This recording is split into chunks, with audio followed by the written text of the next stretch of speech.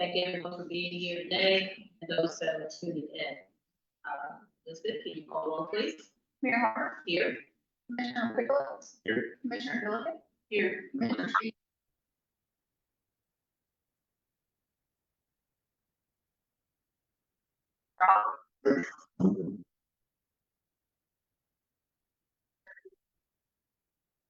Is this a feedback? Yeah, I'll fix it. Okay, and Commissioner Cooper will not be joining us today. Now we move on to approval of the agenda. Can I get a motion to approve the agenda? A motion on the floor. Any further questions? All in favor, say aye. Aye. Always have the same page. I'm going to move on to project updates. Number one, we have ADA transition plan. Mr. Brad Cockler, who's going to the table.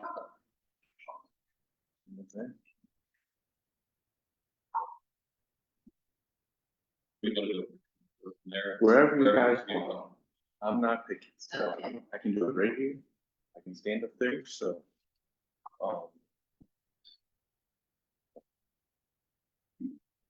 So I'm here today because the town of Beaufort adopted a ADA transition plan in July.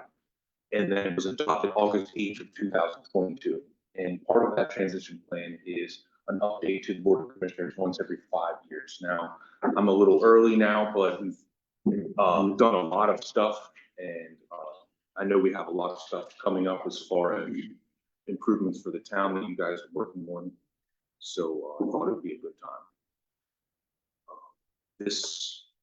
The ADA transition plan was a joint effort of Parks and Rec Department, Planning Department. I know Mark has done a lot of work from Public Works Department. And so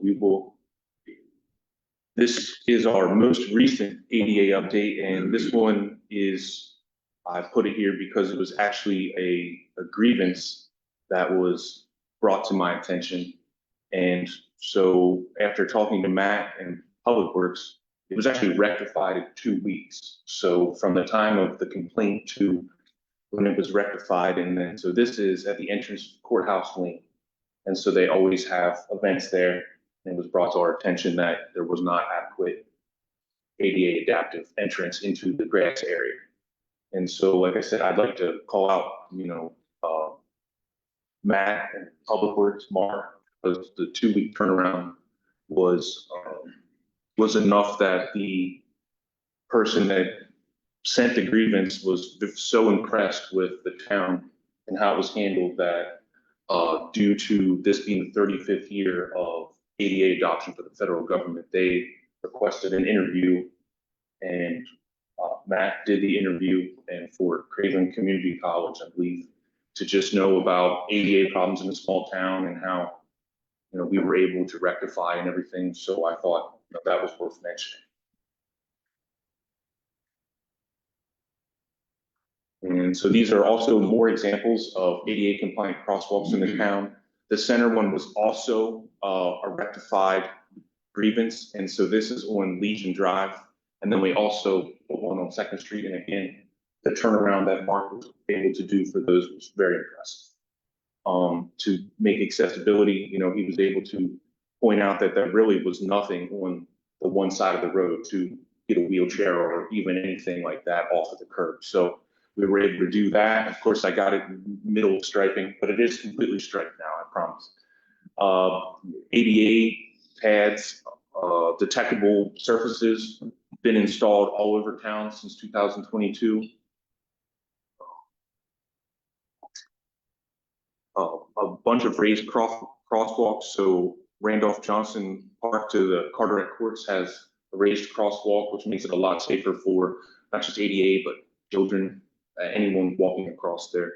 Right by the Maritime Museum to the Watercraft Museum, there is also raised crosswalk, so that makes it a lot more safer.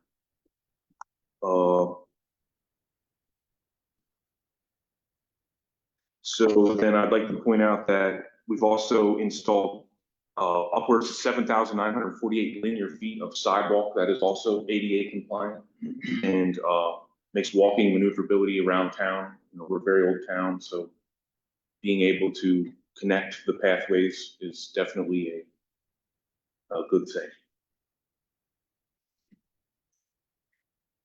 And so we'll go to public buildings.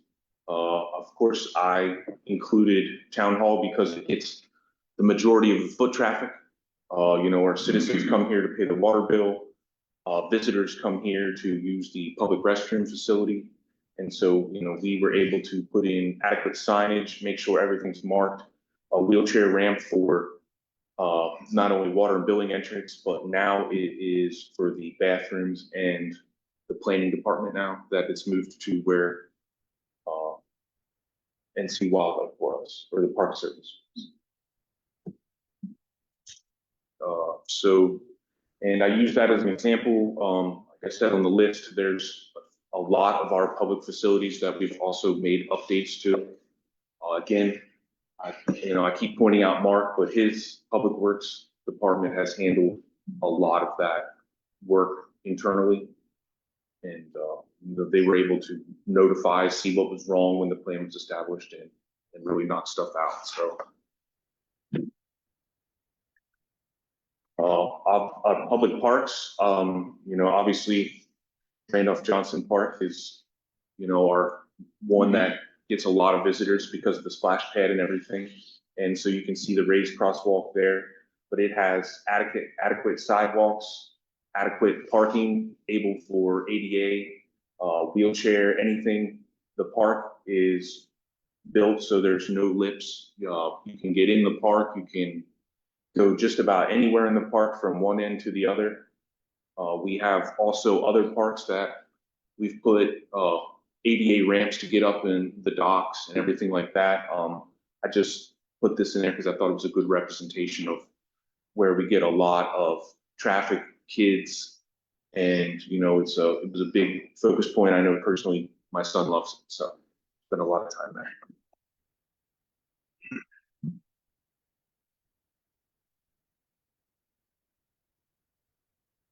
And then, so we'll go to public restroom facilities. Picture there is the men's restroom at Randolph Johnson Park, and it is adequate space to be ADA compliant, to get, in this case, a wheelchair in, to turn maneuver, proper grab bars in the public restroom facilities, not just this one.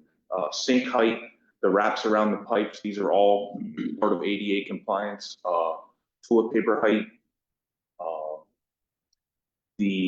the public restroom there at the North Carolina Beaufort boat ramp, Public Works Department, they maintain it, and there's adequate van signage there, adequate parking, and then adequate path to get to the restroom via ADA compliance.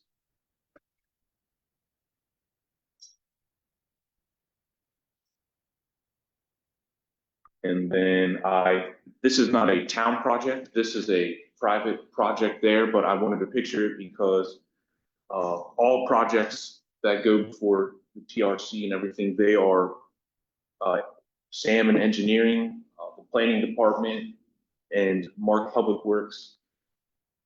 They all put their input in to make sure that everything, and part of that is also ADA compliant. So anything that's built new in the town, especially that would be considered for public use, shopping, everything, they do a very good job to make sure that it is ADA compliant.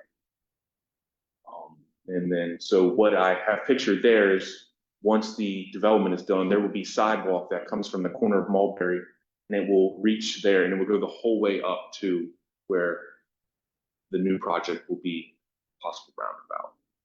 And so that will put sidewalk down Live Oak with ADA crossings and, a constant travel path that is also ADA compliant.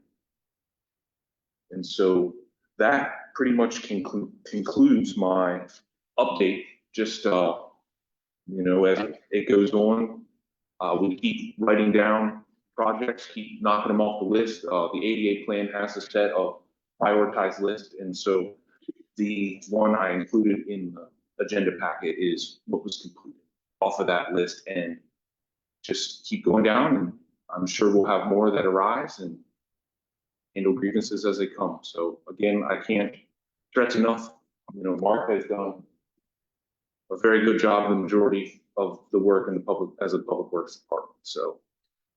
No, thank you. Well, thank you, Brett, for the update and keeping up with the ADA rules and regulations and making sure that our town is multimodal. Does anybody have any questions for Brett? I have a question, Brett. Yes, sir. So, I was at, spoke to Matt out there, where we do not have the budget, ability to replace all sidewalks in town, or Brian, Ryan, all sidewalks in town. Yes. What type of protocol do you have in place to identify, certain sidewalks that aren't anymore, aren't ADA compliant, or because of their routes, or, So or can be replaced? with the trees being in the right of way, it's always an ongoing project. So, anything from public outreach to commissioner outreach to, I walk the streets every day. Mark is on the streets every day, so I would think it would just be a general input. And then, if it's bad enough, I think we rectify it.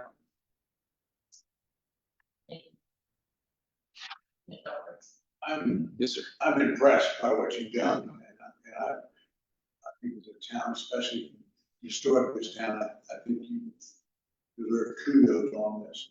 One of the biggest hot spots that you see, just added, where, What I think that are gonna be fixed is obviously the dock and the age of the dock and the uneven stuff. And the age of the town has a lot to do with it because we wanna keep our beauty being, such an old town, but having modern ADA ramps, it looks modern. And so I think keeping the balance between having our old town feel and keeping everything ADA compliant, but I would say the biggest one would be the docks when that project comes. you run into any area in particular that you need more support from this board or anybody else to help you accomplish what you are doing at speed, what you're doing? Personally, no, sir. I think as the projects come in, the TRC groups and everything that discuss our projects and what's being built in town do a very good job about identifying that stuff as it's being built new. I just would say continue doing what we're doing. Like I said, I know I've, given condolences a lot, but Mark and Public Works and our Public Works department is, they're on top of it. Whether it be signage or anything we need, we give them a call and it's handled. So, like I said, I'm impressed on that aspect. Thank you. You're very welcome. I have a comment, but So if it's okay. yeah, go ahead. I think Public Works has an opportunity to contact Precision Safe Sidewalks again to do another reevaluation, which would theoretically help us because the cost of grind is dramatically less than the cost for replacement. So that's something that the council would like to see. I think Mark would gladly be willing to get a hold of Gail and her team to do that. Yeah, she's gone, right? So I'm dating myself. I apologize. Their legacy team. I think that's just ongoing maintenance and the down by it. But you said because it's in right away and trees and roots and so forth. Yeah, it will continue to be an ongoing, I don't want to say battle, but just have to rectify as it comes. Matt, what I heard is it's cheaper to do the grinding than replace it that we just said. When there's sufficient sidewalk that's left to be ground, and if you can get those maintenable services. So Precision Safe's been here before, we gladly have them come to do that survey. And I think in Commissioner Oliver's request, they would give you these are your most severe, these are your medium concerns, and here's ones that you're paying attention to. So if we want, we'll definitely do that. That's for just the general sidewalk activity, but your simple answer to that question is most. Well, I think that would be a good step forward to do that. So now that there's a need for precision to contact me and for other things. I agree with that. It's typically just roll them. Or, and at least you know where we are, and we can plan ahead and theoretically budget for the. Well, I just had a quick comment I wanted to echo and say, good job, keep up the good work, and it's really good for ADA compliance, but also say, it's great for strollers too. All this stuff also helps young parents. So, keep up the good work. Car seat gets heavy fast. And thank you for getting those concerns addressed really quickly. That basically really put out there at the forefront. We need to get known for that, actually. That's a good thing. We're very responsive to attend, so I want to thank everybody who's had a hand in that. One other comment that made is Peter Crumley has led an effort on the Nowlands problem, which they first started at the museum. And I think that is transitioning to another phase, improved phase. And I would just, if nothing else, talk to him and see where that is, because it's an extremely ineffective way to make a tremendous value for the blind with the Nowlands. And it's a matter of signage. Just put that on your to-do list when you have a chance. Yes, sir. Absolutely. We've done it at the hotel and it works. To add to that, and I think we may have talked about it already in this group at some time, but I don't know if it's enforcement or just education, when people park in their driveways and they hang over the sidewalk, and then you have a parent with a stroller or even a blind person, and then they have to go around that car. For some people, it's not a big issue, but for some people, it is, you know, for a blind person. Parent with kids, so just maybe, I mean, we can continue to enforce that, but we could also educate people why it's not a good idea to park over their car over the sidewalk too. Because you know, often I see various places where people have to see walk, you see sometimes people who have that car there, they only fit to the garage, especially on College Street. But I've seen it too, I walk behind my neighborhood, I see that people just haven't pulled their cars far enough, and if they did, they would be out of the driveway, and I don't know. And I'm guilty of it sometimes too, I'll admit. But if you make a conscious effort and also educate people about why that's important. Okay. And Peter Crumley, I've had the privilege to sit with Mr. Crumley, and he had shared some concerns about the angle at which crosswalks on DOT roads were installed, and he raised the concern again, so connected his concerns with the appropriate parties at DOT, they're researching it. If there's opportunities to enhance and do that, because when many of us, and this is a broad brushstroke, think about potential for mobility issues, you think about people that need access up and down an incline and an ADA style ramp.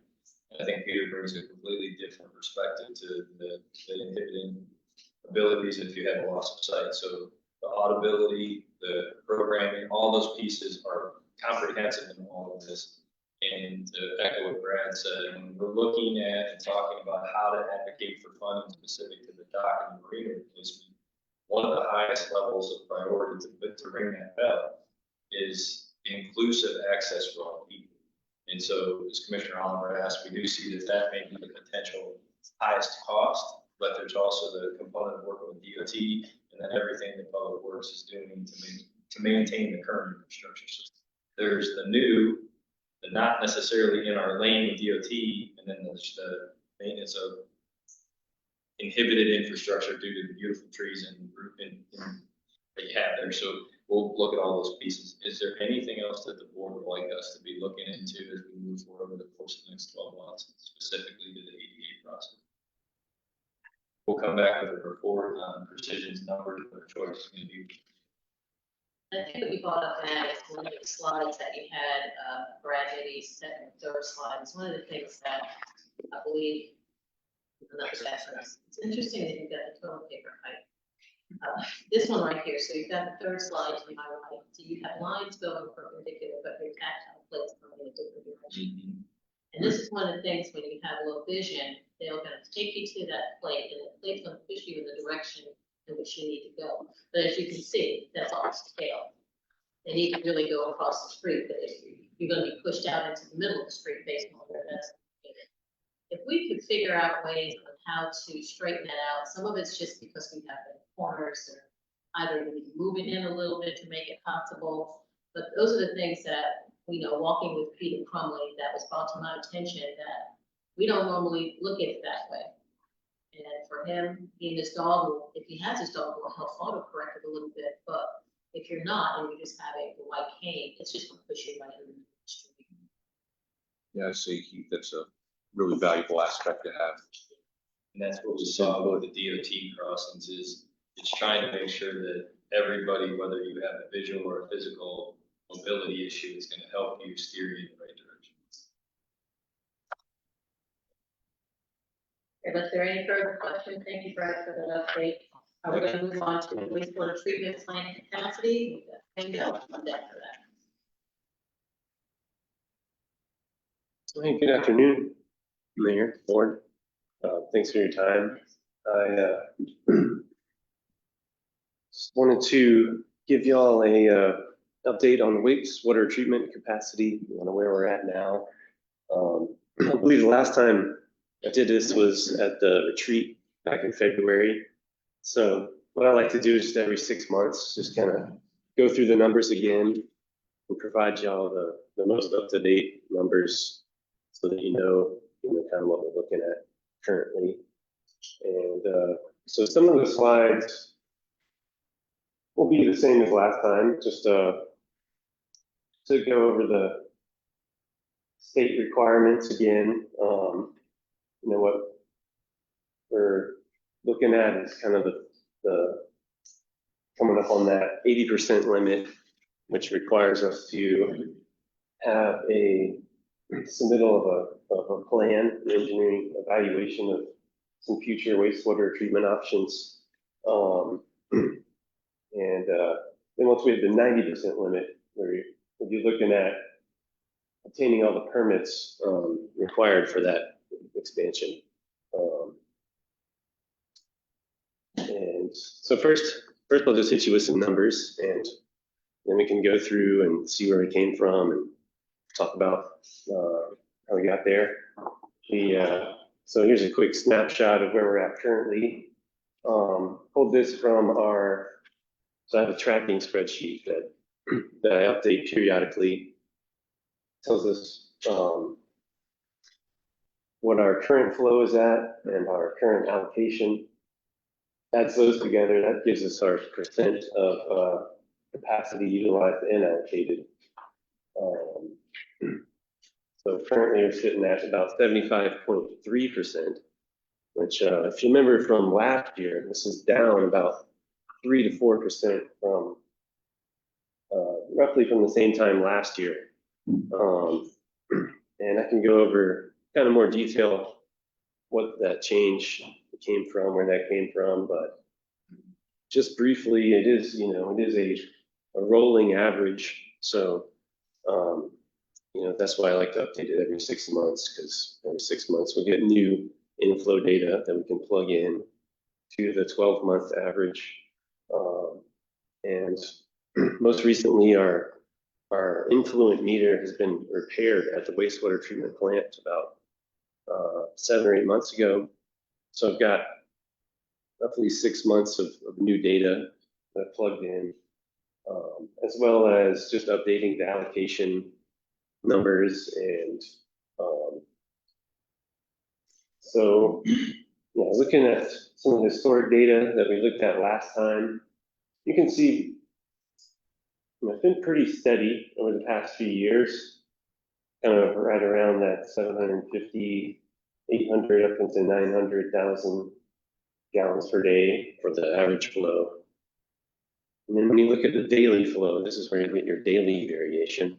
So big storm days, you can see the amount of inflow and infiltration you're getting up around. Some of those big storms, 1.4, 1.3 million gallons per day. But most of the time we're sitting right around that average. And then just another look at some historical inflow data. Updated this graph recently, and from looking at the past few years, it's the inflow looks pretty steady. Even though we've allocated a lot, we've built a lot of new stuff, you would think you would see maybe more of a spike or more of an upward trend there. But I think some things are kind of balancing out in the system, which is what I'll go over next. So we'll go back for a second. So that's one part of our capacity is the actual flow that the plant is receiving. The other part is the future allocation that we've granted to future development and development that's still under construction that hasn't hit the system yet. So right now it's sitting at about 15% of total capacity. And I provided here just a more detailed breakdown of all those allocations, so you can see where those are at and where, what development they're tied to, broken down by sub-basin. So what that means is that's an individual pump station that pumps to the plant, and that's kind of how we have it broken down. It's by sub-basin. So you can see here, we got the location of the pump station, the new development that it's tied to, and the flow allocation. So that's going to be future flow that adds into our obligated, not yet tributary number. And the status. So you see construction, you see the dash. There's a number with the dash. That just means I don't know what point they're at in the construction. It could just be a lot that's been sitting there for a long time, but still has allocation tied to it. Or we also have in the design permitting phase. So anything you see in the design and permitting phase is something that we've allocated recently, not yet under construction. So you can see that we do have quite a bit out there as far as construction and future projects. Some of the recent ones, Boys and Girls Club, the imminent storage, county jail. So that's all been taken into account most recently. I'll have this available if you'd like to take a look at it some later. We'll go through all of them right now. But so just to give you a quick summary of everything so far, current average load is about 60%. We're actually about 60% total capacity. That takes into account, water that comes from our system. So roughly 500,000 to 600,000 gallons per day of in-town water that's going back into our sewer system, as well as 7 out-of-town lift stations, and the inflow and infiltration numbers that we're seeing into the plant. So that's where you get that 900,000 gallons per day. And then you have the obligated amounts, about 15%, total capacity 75.3%, which leaves us about 4.7 before we hit 80%. This is just to give you an idea of what's, where we're sitting currently. So it gives us about 70,500 gallons per day left before we hit 80%, which comes out to roughly 392 3-bedroom houses, just to give you an idea of what that would be. So going back to that first slide, real quick, I saw a difference in that 3 to 4% decrease. I think without doing the intensive study, I'd just say some of it may have to do with USDA construction being completed. We've got about 50% of the USDA construction that's been completed. There's also rainfall variability. If there's less rainfall, there's less I&I. There's also allocation updates, just updating that spreadsheet, making sure there's no errors. I did find last year, I found a couple of allocations that had expired. So got a couple percent back from allocations that expired, like the Saltland development expired, the what was that one called? Trestle Walk expired. So going back to the current projects we got going on, the USDA sewer rehab project are currently at about 50% complete. Yeah, 4,700 linear feet of 9,000 lines, 1,000 feet of 4,000 new sewer pipe installed, and about half of the funds expended. So right about 50%. Those guys are working really hard getting the sewer done. We can look forward more to that, more work coming up in the next few months. Should be totally completed by February of 2026. And then a year after that, we'll have a complete 12 months of new data that we can look at for see how much it helped with the infiltration numbers. Future projects, these are some that we talked about last time as well. Some updates here. Last meeting, we did adopt the engineering agreement to do the water effect ratio study for the total copper limits. None of these studies would directly give us more capacity. Some of this is for our monitoring levels, but could lead to possibly the opportunity to add capacity later on if we want to, like doing a dye study, doing more evaluation studies. And I'll just add in the pump station projects as well, looking at those, because we also have to consider the capacity of the pump stations themselves, so not just the plant, but also the pump stations. Our required project that we've been working on, still gonna have to look for more funding for that project, but some other potential projects would be some of the pump station planning projects. All the ones on Front Street are scheduled for replacement, as well as a force main relocation on Pivers Island. But yeah, that's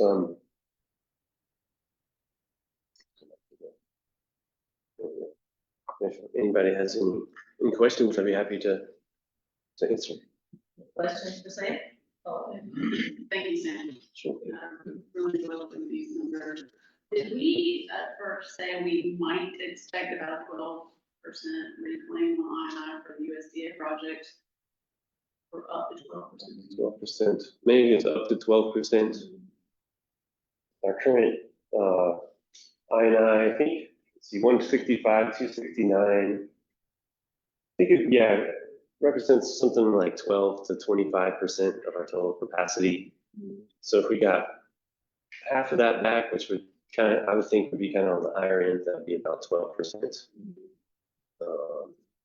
But I'd say somewhere around 5 to 10 might be realistic. So, yeah. Thank you. And you mentioned dye study, and I may not have been able to see it, but I know we talked about at one time some cost savings, because we might be able to get DEQ to do the study for us just to pay for weather meeting. Yes. Where is that? Are we possibly doing? Yes, I believe that was in that engineering agreement that we adopted recently. Let me go back and take a look and verify that for you. Make sure that's in there. I know they gave us an overall number, but I don't quite remember the exact breakdown. Okay. That was part of those numbers. I think It's in there. Thanks, Donna. Okay. Awesome. Okay. I guess it makes me a little bit nervous looking at some of these numbers and thinking about some of the developments that could get in front of us. And maybe it's a better question for multiple staff or even about outreach to developers, and want to get too far down the line before they come to us and ask for annexation. If we don't want them to waste their time, so I'm thinking, what if the property on Lennoxville gets sold and something gets planned for there, or I know that the property where Saltman was going to go is a property that is of interest, although obviously not annexed, and we turned that down the first time, but it makes me think ahead where we could be getting bombarded with some requests, and would it make sense doing outreach to developers, or do they already know? We've Commissioner, they already know. I know for a fact that Ms. Eichner and I have met with at least a handful of developers, who you have not had on you first. Okay. Because they're concerned about the same thing. Yes, ma'am. Yes, ma'am. Okay. I think our position is right now, what is within our municipal corporate limits is most important to us. Mhm. Unless someone brings something that is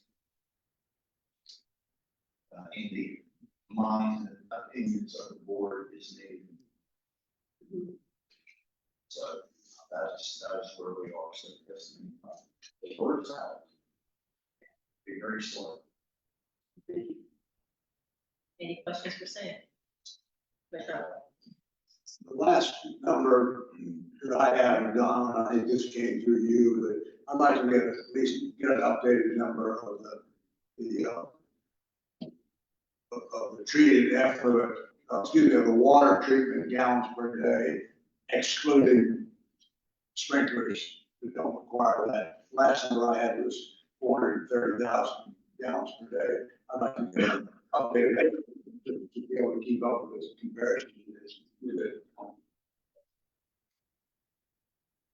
But as you point out, the elephant in the room is the I&I, it's not the treatment of the effluent.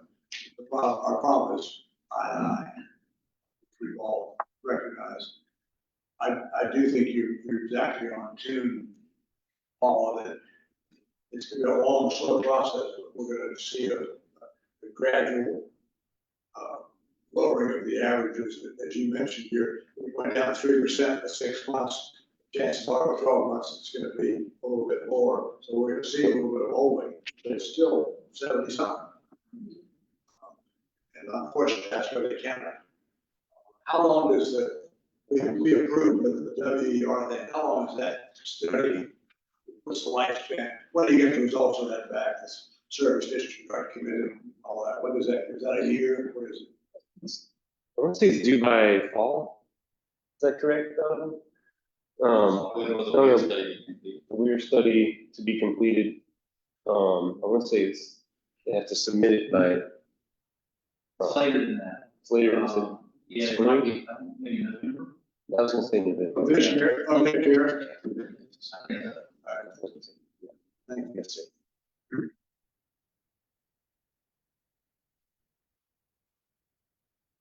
Further questions today? We're going to move on to the items for discussion and consideration. The first one is the approval of the Oaks grading contract. Tag team on that one. Well, Mayor, the board is aware this contract is for the installation of fuel farm to the board member town dock. When we take those back over, as it sits right now on January 1. We've seen the contract, glad to answer any questions that you may have. When the dust settles, we'll have the actual contract, we'll have voluminous general conditions, 60 some odd pages, I believe. The contractor's original proposal, which also includes the price, of course. Then we have the performance bond, and then we'll have the town's insurance requirements, which we've traveled with for years. So I'm available to answer any questions at all. I understand the contractor has reserved our spot for ordering the tank, subject to paying the deposit or however exactly it works. So the board approves the contract. I expect to have the thing fully executed, hopefully no later than tomorrow, so we can move forward. But again, I'm glad to answer any questions you may have. Before we go through that, do you have anything to add? No, what I handed out was the communication provided on 22 Live with all the current information that Mr. Davies. Question? The questions I want to look and see. Page 4 of the contract. I did that, but I asked that you change item 5 to the actual. Yes, sir. I called that. Yes, sir. It's not a this, either of these copies.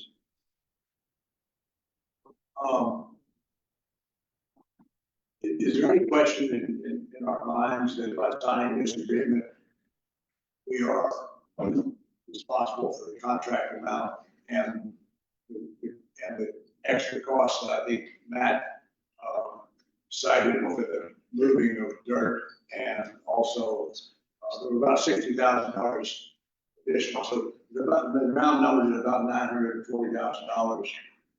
Is there any question in anybody's mind, if we sign this contract, we're responsible to pay that amount? Yes, sir, we're responsible for that amount under this contract.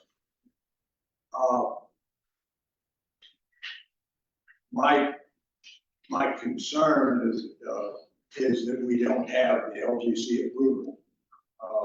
And both our bank, and I think frankly, the town are required to have LGC approval. I am very, very concerned, and I'm in favor of Oaks as the contractor in this type of construction, this phase of construction. So, but I'm extremely worried also about the urgency. We need to get this done because otherwise, with the effective date of F3, we may not have diesel fuel. I've also, in looking at the map of the thing,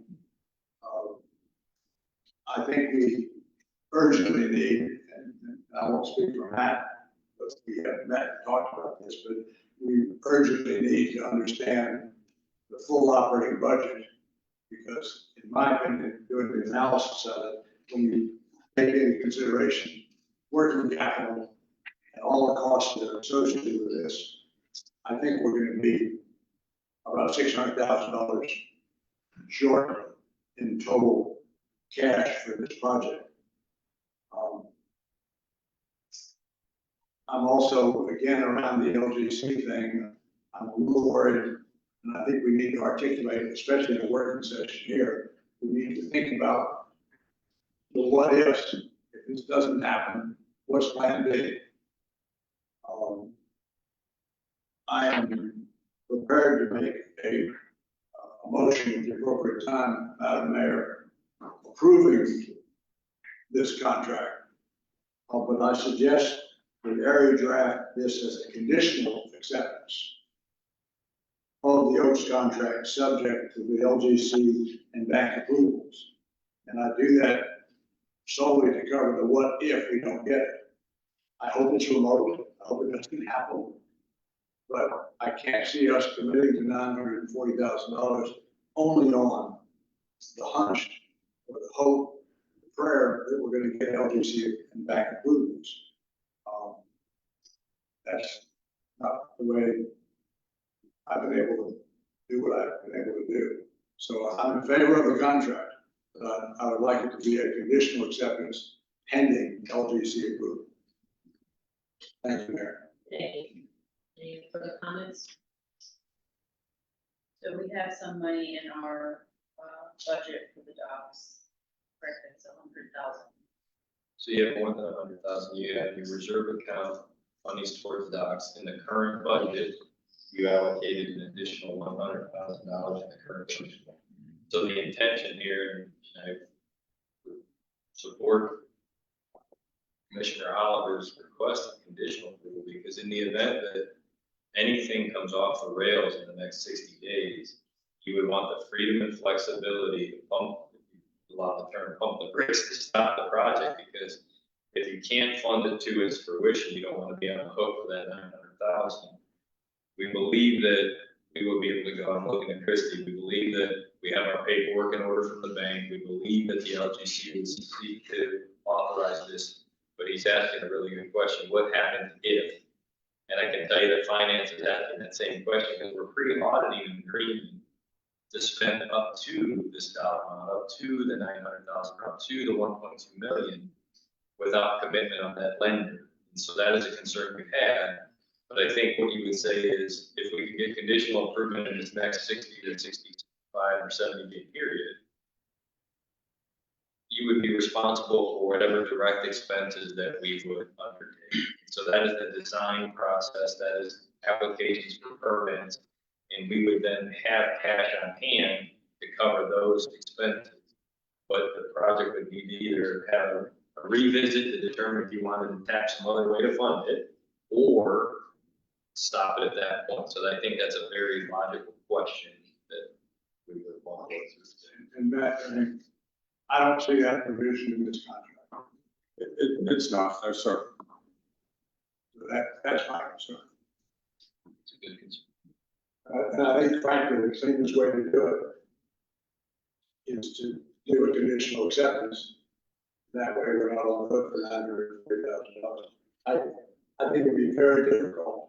I think it would be more difficult to get that approved by folks than it would be to go through here now and say, well, if something doesn't go wrong, how much is it gonna cost us? And to quantify that, I think, based on my experience with these things, that would be more difficult to get negotiated than it would to do a conditional acceptance. The only thing I'll say to that is the delay between acceptance, activation, order placement, moving of material Kills us. is a lot of months. And so having had those conversations with the site foreman for Oaks, I believe we're in a position verbally, but verbal doesn't do anything to you. We need it in writing, I would concur with that, but we need to potentially even take a break and make that phone call, because if we can execute and move forward by tomorrow, as Aries indicated, that puts us in line for tank development, tank construction. Our concern is if we continually find evolving problems with this process, we're definitely gonna miss the window of opportunity first quarter 6. So we'll stop speaking and start listening. Is there any other opinion on the board that you want to share with us? It miss that opportunity. It might be. There's always, it could be. There's multiple plan Bs. If the LGC says no on the loan, that would be a major problem. But we believe that that's not going to be the case. It's just now requiring a public hearing because of the way that the language was drafted. So we would have gone in front of LGC in August, but now it's kicked it to the September meeting, correct, Christie? And so we're just trying to figure that out. I think what you're asking is there a fueling plan? Is that what I heard you in there? There's all kinds of ideas on the floor of how you would handle a fueling. And in all honesty, that's not part of this discussion. In all honesty, board, that's with us. Format is protected because the good news is it's protected by what we ask them to do. I think we as a board should ask Matt, said this before, to investigate all the alternatives. If no, we allow him to operate freely. There are other options. There's trucks, there's above ground, there's all kinds of different things that we could do. I have no question in my mind that Matt will find every option available in town. I don't want us to sign up for $940,000 without having no, we have the money in the bank. I've lost some of those bets before, not that kind of money. I've lost those kind of bets before. I don't do it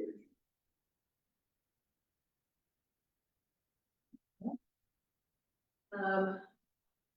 If we go past September, as far as LGC, I'm hearing that you feel that the LGC may be able to come back with something. September 9th is there September meeting? I would ask Christie, she's been on those calls, Aries been on those calls. Going past September concerns me. Well, that's, I think, can help you. The concern is, and we've got all of our ducks in a row. We have our commitment letter, we have everything in alignment from the letter. Our rates locked in everything. And so LGC is an advisory group, as you're aware, for the state to say yay or nay, and if you can't move forward. So all lights indicate on the flight pattern with LGC, we're clear for takeoff. I would ask Christie, do you believe that we're in a favorable position with LGC, or what, do you have any other concern? They haven't expressed any concerns at this point. They haven't expressed any concerns at this point. We just need to have the public hearing for the bank is requiring for the next steps to move forward with the LGC agenda in September. I think the bank requires that in writing. And our public hearing is scheduled for the August 11th. We're just sharing all this, okay, so we were told to do something, we executed. So the August 11th is the scheduled public hearing with advertisement and notice. You would open the hearing, I'm sure there'd be plenty of people willing to chat about this conversation. Then we would preside over that hearing, present that data and move on. That would trigger then us to be placed on the 9th September agenda for LGC. We would anticipate that they would make a decision pro or con on the 9th. And then that would just give all the paperwork necessary to the lender on the 10th. Is that presumably the process? But in the meantime, we could move forward with the money we have allocated for waterfront activities with the design, engineering, possible movement of contaminators and contaminated soil and. So soil would not be till first quarter 26. Okay, so So- without the soil, so so- ordering the tank and design. Very minimal expenses between today and September 9th. In the anticipation of slotting a whole space to have a tank constructed. And I don't want to say that you could back out of that. You may or may not be able to back out of it. I wouldn't expect that. because- Well, in the event that there was a failure. Right. So what I'm trying to say is, I'm trying to quantify the potential exposure is, I believe, monetarily less than what we have in the coffers. Okay, and Monetarily less than $100,000. Less than 200,000 is what you, no, it's not. If we budgeted 100, we have, what is the current estimated amount? Okay, so there's a project fund already set up that expenses have been paid out of. There's about $200,000 to $230,000 in that project fund currently. You appropriated $100,000 in your annual budget to go to the capital reserve fund that can be then transferred to the project fund. So that can get you to about 325 to 330. So I believe we're in a position to move forward if we choose to move forward. But I also believe that if you want to talk about a statement, a line, a contingency type approval, that's something that we would need to speak out of terms of. You could do it several different ways. You could, and what I'm hearing Commissioner Oliver's concern is being, is what if we don't get the money from the lender, right? So you can condition execution and delivery of the contract upon closing of the financing. And it would all happen more or less simultaneously. That causes us potentially a 60-day delay. At least until September 10th. That would be the earliest I would think that we could close, and it's probably more likely a couple of days, if not a week or 10 days after that. Which slides the completion date potentially back into May, which makes the concern, depending upon what the effective date of the F3 agreement is, not having fuel for that period of time, unless we find an alternative way of doing it, which we haven't asked Matt yet to do. That's pretty well it. I feel like we need to go forward with ordering the tank. If we can put a condition on it that, we'll just have to stop where we are, then I like that better than taking on a ton of risk. We could keep the tank, if something catastrophic happen, we can keep it until we get secure the funding and then do it the next year or whatever. Come up with a contingency plan. So let's walk through that door. In the event that everything fails on September 9th and they say, no, you can't move forward, we would have potentially exposed ourselves to the design cost, which you've already paid for once, any potential permitting, and any potential cost associated with the physicality of a tank. If the tank hasn't been constructed, you theoretically could cancel the order on the tank, or you would in turn lose your place in line. Someone else would take it. So whatever costs are borne to that, if we owed Oaks Grading anything, we would have to make that whole. If we owed the tank manufacturer in the northeast part of the country, if it was $0 to X dollars for holding that space, then we would be committed to that. So I would ask the attorney in this space, and I hate to put him on the spot, if we had to close this contractor back out of it on September 10th, would we be able to potentially do that due to a lack of guaranteed loan.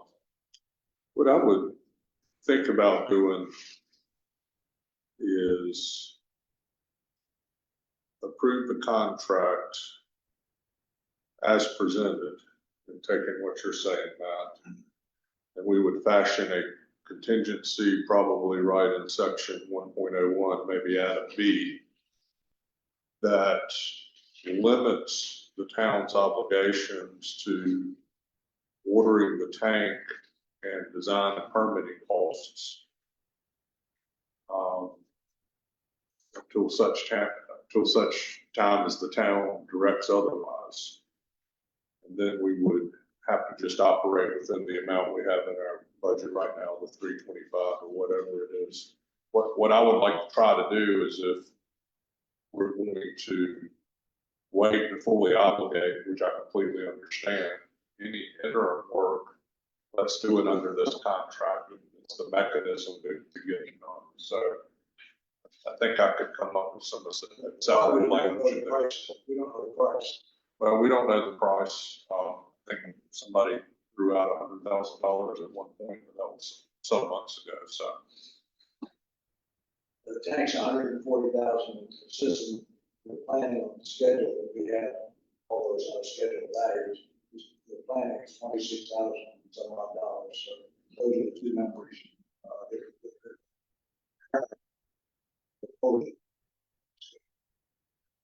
Schedule of values has not been drafted yet, but we could. Technically, the schedule values was to control this.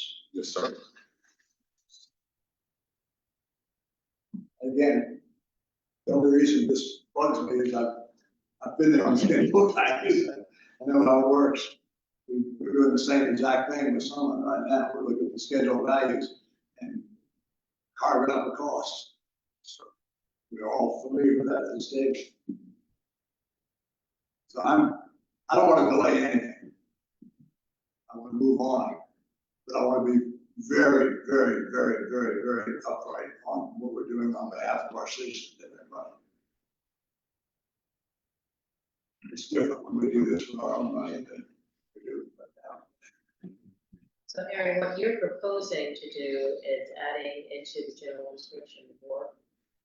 Is that going to get us close to what Commissioner Oliver is talking about? Not necessarily putting the language in there conditioned upon us getting LGC approval, but is it building in some of those contingencies without us having to put out all the money in the event they don't have?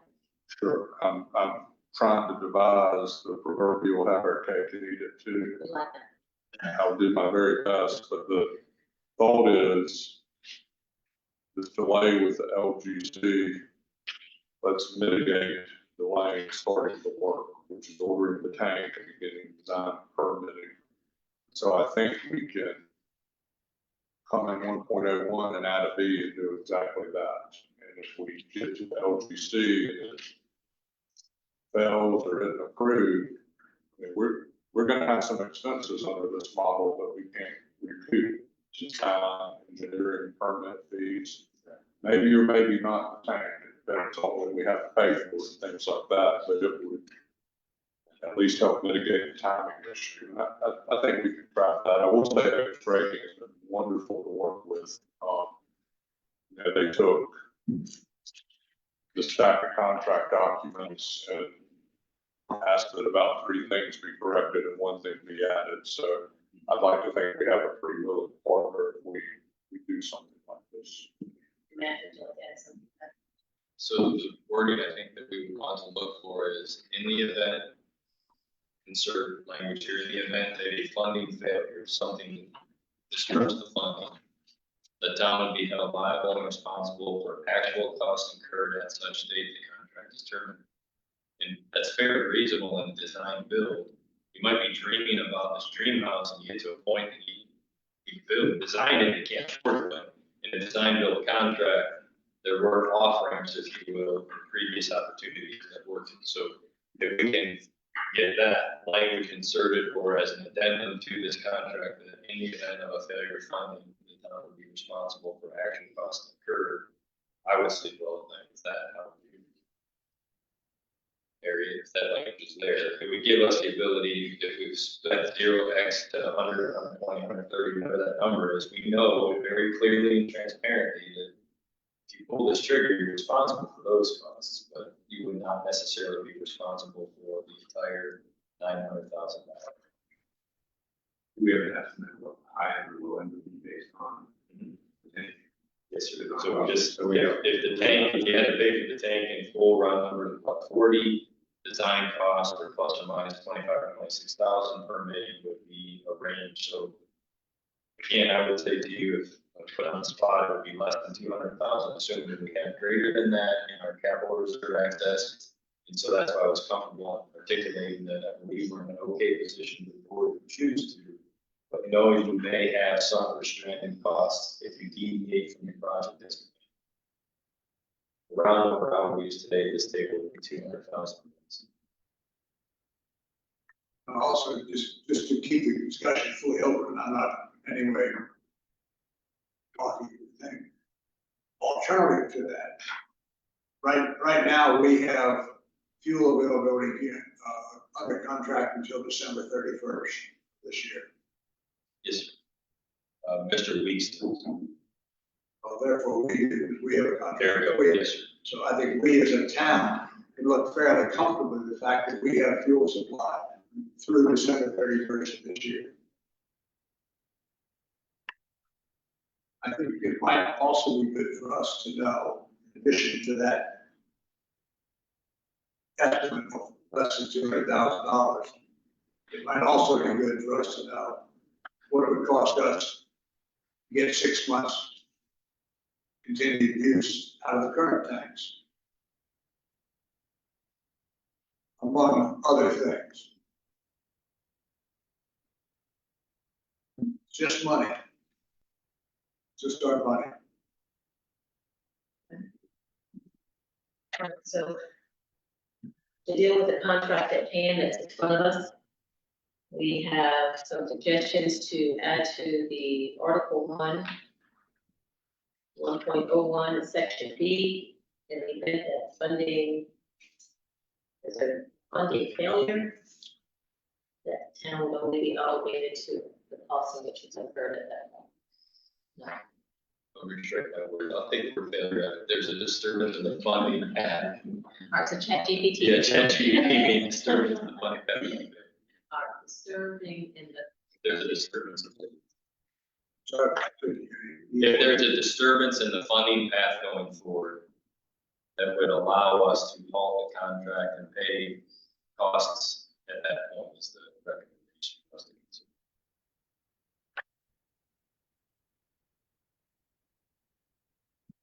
And I think I know the intent of the board if that motion is adopted, so I will do the lawyer wordsmithing away thing. Okay.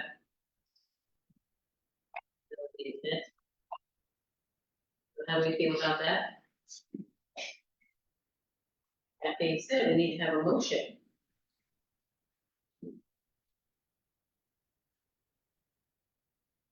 I'll make a motion to amend the, contract books rating to suggest in Article 1, Section 1B, the language that's proposed by the Board of Commissioners. And, Improving. I'm sorry, but I didn't hear you. As presented. I don't know if I can repeat that. Or maybe this. Yes, so the motion is to amend the contract as presented to add in the language that the board agreed on to help the attorney in the event there's disturbance in the funding path going forward. The town will be liable and responsible for the costs associated with the project up to the date the contract is terminated. And then just a reminder, the budget amendment needs to be approved in that motion as well. And approve the budget amendment. Which budget then? That's up for the $100,000. So that's for $1.2 million in funding proceeds for the project. That's not the one they're talking about. You're talking about the $100,000. Is that correct? We don't need a budget amendment for that. I can bring your budget amendment for that. Okay, Now, but this is one question. That's a good one. I think, am I mistaken? Yeah, I'm corrected. Yeah, we're talking about the 1.2 million. That was what you're talking about? yes, sir. Then you still have $100,000 that you need to amend to get the money, to get the, up to 200 in there, correct? There's $225,000 plus or minus in the account today. And the finance director will bring forward an amendment, moving the $100,000 from the current fiscal year budget into that same account. That thus bringing you to $325,000 plus. That's what I thought you were saying. You'll bring that budget amendment to us in August. Okay, so that budget amendment will come to us at our August board commissioner meeting. Okay.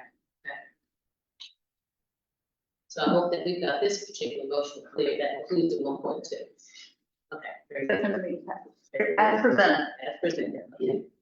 All right, so we've got a motion on the floor. Any further questions? All in favor, say aye. Opposed, got the same, right? Okay. Now we're gonna move on to the disaster debris removal and monitoring RFP. Another motion. Oh, By got a motion. Commissioner Oliver to proceed. And again, I talked about that before. I talked about that before, but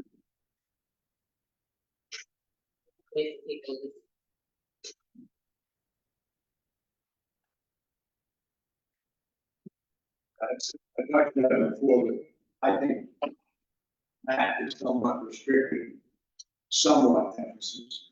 And I would like, as a board, I'll make a motion to authorize Matt to look into all potential beneficial alternatives. God forbid that this doesn't work. Then the board will look at either an additional 6-month extension, or you can look at,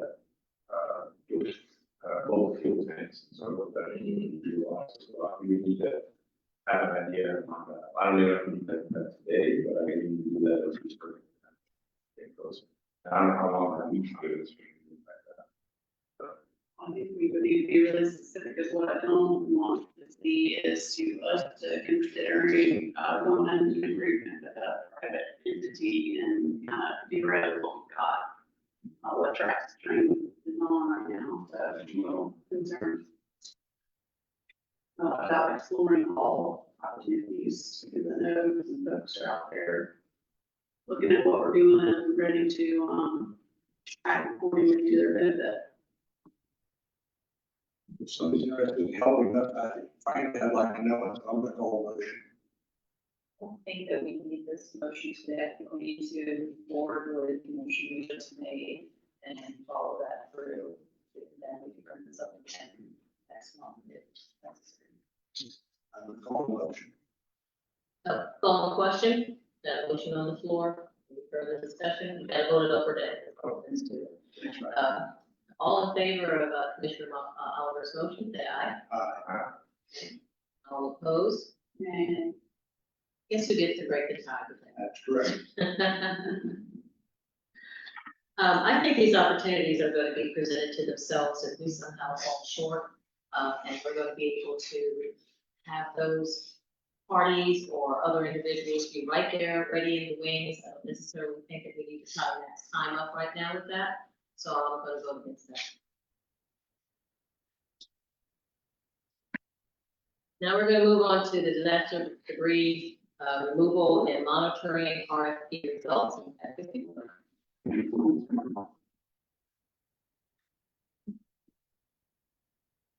Okay, you'll recall, previously I mentioned that we had put RFPs out for disaster debris removal and monitoring. We received those responses back on the 18th. Public Works Director Mark Eaps and I reviewed them, and we bring to you some suggestions for the 2 RFPs that were out. So we're asking for the pre-position disaster debris monitoring and contract supervision. The recommendation is Debris Tech.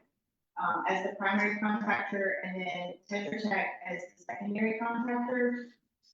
And then for the phase 2 disaster removal contractors, it's CTC Disaster Response as the primary and TFR as the secondary contractor.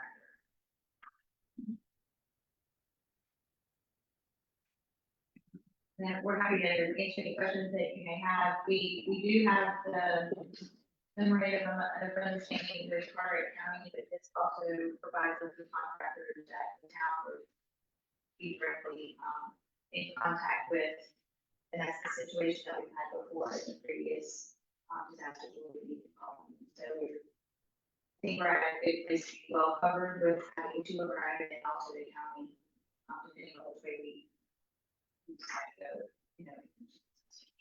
Are these the same companies that the county is using? No, sir. They're different companies. Correct. And there are the monitoring and the debris removal are required 2 different companies by FEMA.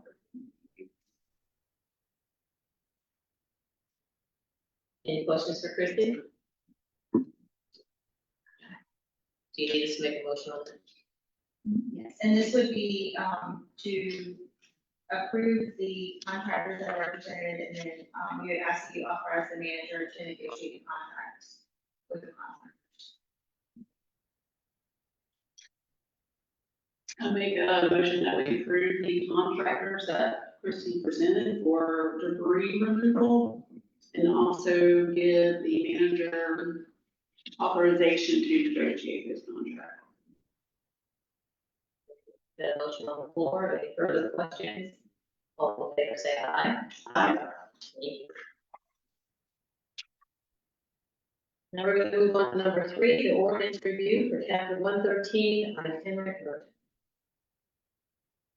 Michelle. Thank you. And we're referring to itinerant merchants, food trucks, mobile vending. We're kind of using those terms interchangeably, just to put that out there. As we've been discussing for the past couple of weeks, we're looking at some amendments to chapter 113. These are largely similar to the ones we discussed last year. But the purpose of these amendments right now is to bring it into function where we can use it for regulation and enforcement in a short-term capacity. As phase 1 of this amendment set, phase 2 is going to be to amend our land development ordinance to create this as a use type and kind of absorb that into our zoning ordinance. And we would adopt that upon agreement, so sometime later this year, and then that would then be folded into the UDO work. So it'd be separate from the UDO project, but would be included. So 2-part modernization of these old itinerant merchant regulations. Last meeting, I showed that we had some proposed edit language regarding the farmer's market. I don't think that we got direction on which language set we wanted to use. So that's one of 2 items that I wanted to bring today. Do we have a preference on the originally proposed versus Dr. LaPiccolo's edit? I can't read that way from here. Is there any other farmer's market that could be held on county property? Where that might be held? The concern was using the brand Old Beaufort Farmers Market because it's a company name versus just identifying that farmers market. And I know that was something we discussed last year. We wanted to make sure that there was that farmers market, not a farmers market. But And then also we give that farmer's market the right to operate anywhere. For that person. Old Beaufort Farmers Market on another location. Yes, that makes sense. That is the farmer's market, the old Beaufort farmer's market then backside.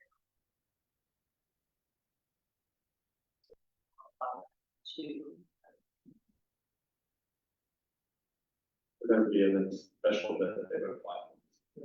Whereas if you said the farmer's market could be anywhere in town to get set up. Right, on any farm. as our edits are currently, right? Would it be held on county property? Is that specific enough, or would it have to be like the county courthouse property? I mean, because, Well, currently they have to have, or currently my understanding, they have a agreement with the county to be held on that property. So they must own another piece of property and follow the agreement that be held on that property as well. right, I just don't want it to be too general to say it could be held on, it just says on county properties, so which county properties? I mean, we don't know now, but it's, Yes, we said county courthouse. Yeah, yeah, let's specify that. that would make it specific without calling out the brand name of the market. Would that be okay? Yeah. Is there consensus on that item? Yes. Okay, perfect. The second one is the direction we received, at the regular meeting was to, present some language that would allow current conditions to move forward.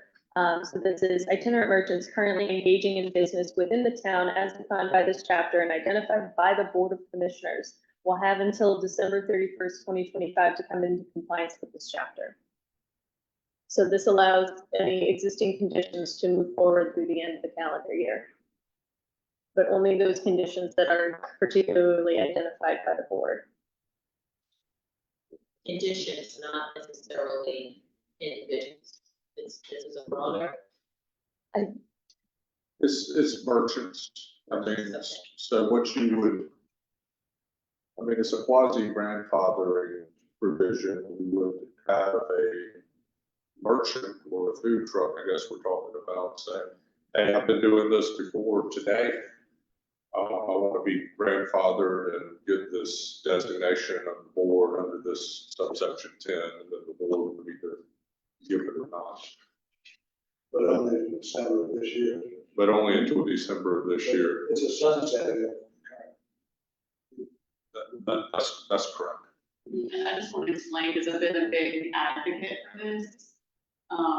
You know, we allowed a certain situation to occur for many years, and we tried to work with them to find a resolution. It's not that we haven't made the intention, but there hasn't been a favorable resolution. And we're still working with that person to try to come up with an alternate location.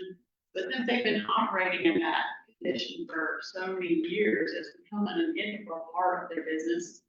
And also the patrons that go there don't expect it. So I just don't want to stop it in the middle of the summer after it's been going for years, because I want us to be accountable to letting it happen for all those years. And I realize that opens us up to maybe somebody say it's favoritism. I don't care what it is. I don't care if it's, you know, clown, you know, telling my computer what it is or who it is. It's just the fact that it's been going on a long time, and that has become a part of their business that they expect. So I think allowing them to get through the busy season and get through December is reasonable. And that's the only situation on Turner Street that I can think of. Unless you all have others that you can think of that have been operating that way for years. And my advice to the board would be that if we discover other similar situations, we give them the same accommodations within the year. That way, you're not picking winners, as they say. But it's to be clear, this is not that business. Anybody who was a temporary in that spot has a right to be in our town, anywhere in town, and operate as a temporary merchant until the end of the year. That's that. If we agree, what it does, if we look at the language, and as identified by the Board of Commissioners, so the one vendor that Commissioner Gilligan is talking about, I mean, my expectation would be, assuming this passes, that individual would be at the next meeting saying, we designate me under the grandfathering provision. And anybody else that is operated within the town could make the same request. But what it would prevent would be somebody new showing up, which I think we talked about last time, and saying, hey, I want to be grandfathered also. Well, got to be engaging in this business as of now, whenever we adopt it. So, it'll give us some flexibility, but it'll also narrow, the bill to just those folks that can demonstrate that they're operating in the town as of now. So those individuals would have to come to the town to ask for this provision, if this was passed. That's what I envisioned, basically asked to be grandfathered under this So it's provision. not something that automatically, once they approve this, they don't have to do anything except for show up as business as usual. Correct. There's some effort on their part, in other words. Correct. But it doesn't say that. Well, it says identified by the Board of Commissioners, so.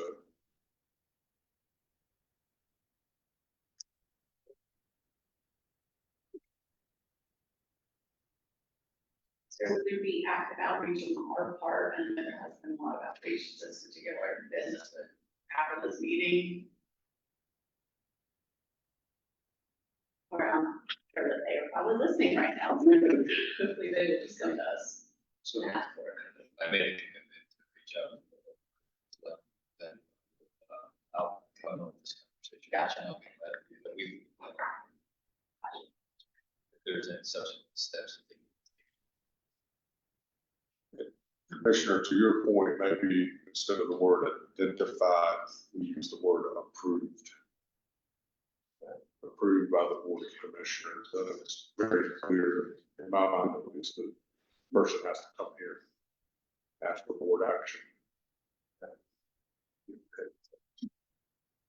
And there's a process internally in place for that person, considering this is with an application in, or just. There's no process. It's all new territory. But it would sunset at the end of the calendar year, so it would be a temporary process. It would be the establishment of the experts. Maybe the actual food trucks themselves, like come before. Correct. Correct, no brick and mortar establishments are impacted by this. So each individual separate food truck, or can they be grouped together in some way? So maybe the guys for the payment space, we're literally talking about one parking space that has variable merchants in that space consistently on a particular time of day. That brick and mortar merchant is asking, how would he or she continue to operate in that bank? That was the question, right? So I thought it was that merchant's own food truck. That merchant. no, that merchant has multiple food trucks that might set up in that one particular 15 parking spot every so many days a week.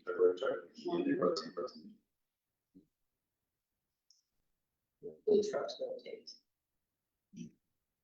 The space remains a constant. Brick and mortar remains a constant. Yeah, I mean, the best thing for that merchant to do is going to be, to apply for his own food truck or her own food truck or their own food truck, and then the individual vendors are just gonna have to come and ask for the same consideration. They could do it all at once, which would probably be the easiest thing for the board. But I think you would have to give that approval to each separate business that has a food truck in there, if that makes sense. Not to the one business to cover the multiple food trucks, as this is drafted. Well, I don't think that's what you're at. right, that's, yeah, I'm learning something new right now. Uh-huh. What if he, does his schedule for the rest of the year, he anticipated identifies food trucks, and then doesn't vary from that list? And gives us the list and says, will you approve these to visit and has this, gives us The the food trucks need to make the application, not the merchant. Or that. But are we saying here that are we in effect encouraging food trucks Park in the public streets and buildings forever. No, this is, no, we're not gonna do this here, definitely not. You don't think so? No, we're just taking responsibility for allowing us to become like a central part of their business for so many years. I got the exception. You know, We're talking about 5 months from trying to.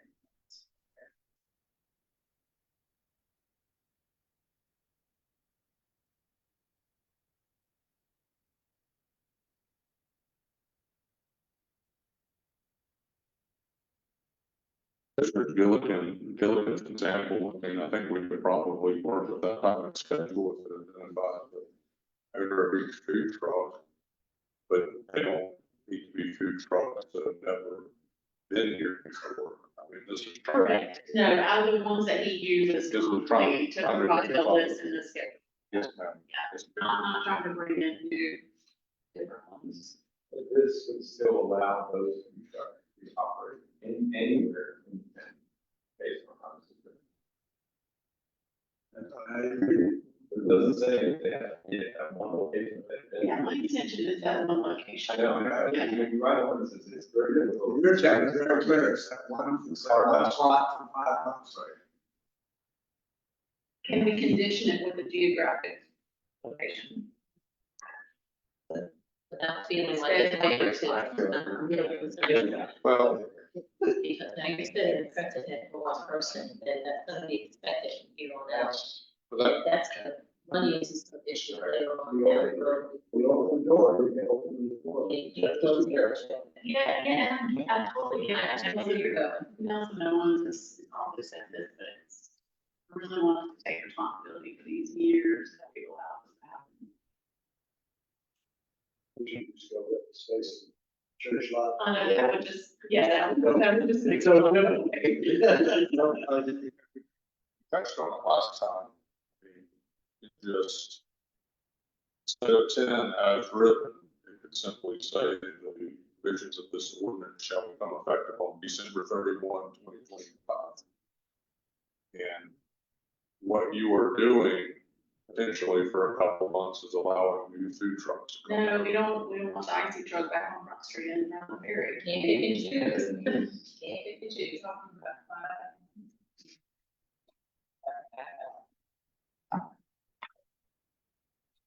I mean, it's all kind of coming down to one. Now we've got an ice cream bar in Taylor Creek, and I mean, that's. All the fun time, but. Everything should have. I like my own man. Thank you. We're only talking about 2 more months of. Yeah, I know. It's just pigeonholing yourself into a situation, to understand all where you're coming from. And we granted these opportunities and extended it last year too, because we weren't really set. in the Yeah, direction. then we kicked it down the road again. And kicked down the road. That's all. If you're in this situation, you're gonna have to open it up and be fair and not necessarily give it to just one person, because we can spend a lot of time trying to cater it to just that one situation. And I believe you will probably regret that decision in the long But run. if we open it up to everybody, we're gonna get a lot of backlash as well. I think though, So backlash would have been, why didn't you just drop it right in there? You know, Why did you just enforce the law? why didn't you just, that would be bad. That's what it is. but I think what also Paul is trying to say is, we're right in the middle of business season, so it's hard to make changes to businesses that depend on tourists. June, July, August, September, that is the business season. It would be much better, in my opinion, that this shoulder season, and off season, that is prepared, I think, and something right in the middle of the summer. And I understand there's unintended consequences, but when you work in a seasonal business like based on tourism, it's a big change when it happens. Yeah, you preach it to the choir, thank you. I mean, would there be, Offset. as Barry suggested, would it be a very large hardship to delay implementation of this ordinance?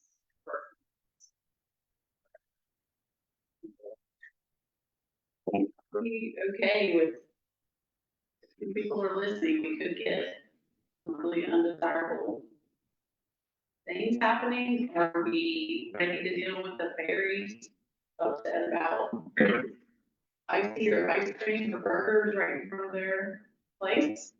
I'm sad to have to deal with that. Realistically, we have about 3 more weeks, right? Because kids go back to school, 4th week of August, so the really busy first season is about 3 months. Well, we're still, gosh, but we're still out, plenty of people, but not really, not very good. You know, last year we were seeing people running, you know, Gopher streets, no access. Kind of hard for the We'll try out the- it'll dry up until when we've been extending our summer seasons or our season a little bit longer and longer, and that's a good thing. I just want to point out that we have only been allowing one business to do this for years, where it's become a part of their business. So either it's that or open it up to everyone, and I'd rather make the exception than open it up to everyone. The things we haven't allowed. Yeah, and that's all. We have the opportunity to do it, now it's becoming a problem. I think it's difficult to either have to decide to implement this or if it's for the board members to delay it, but we, you know, even at our retreat, we talked about this, talked about the possibility of this happening. And at that time, we made a decision to take great approval. But instead, we should move forward. But it is a problem, and everyone that uses it for business. Some businesses are going to be, they will affect it one way or the other, side. But what's going to be the true end to this? And that's Implement it now with this one sunset approval. but some of the approvals really unclear. I think it's going to create a lot of work. The way it's Well, if we agree that there's only one business that has years of doing this, it's not gonna be a whole lot of work for us. If anybody else comes to us, we say no.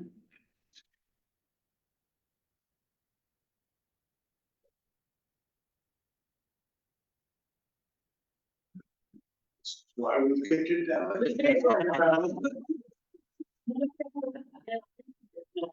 All the time. That other staff. We're in the staff. Well, it's opened up because I see examples sitting out there. Yeah. Insurance can do it as well. And But their business for 7 or 8 years hasn't depended on over. They're just thinking of it right now, wanting to come in. Versus someone who has made food trucks an integral part of their business for many years that we chose not to enforce. I'm just trying to put the responsibility on the town. are we okay approving the way that Eric wrote it? I don't think Eric wrote this. He did. Depends on. But in turn. Depends on how you read it.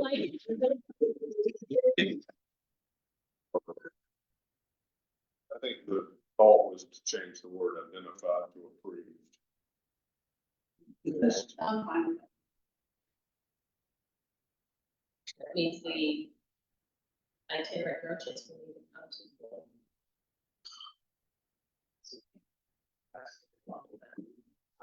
we don't have Asian, we don't have what we have. Think about how time consuming it would be if I see some hot dogs and burgers and everyone came into the country. I think we Also should a lot of time. without. We should put it without. We're gonna do it, and we need to do it because she knows it's too complicated. Town needs to finally enforce. I would like to see this, but maybe you just take a vote and then move on.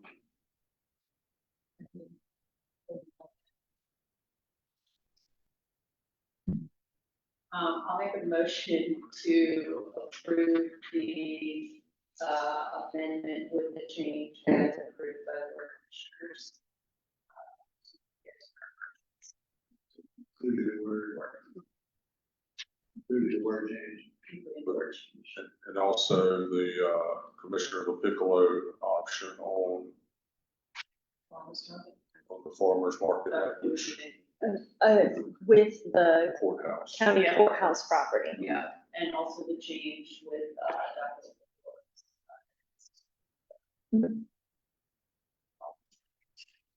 The sunset on December the 31st.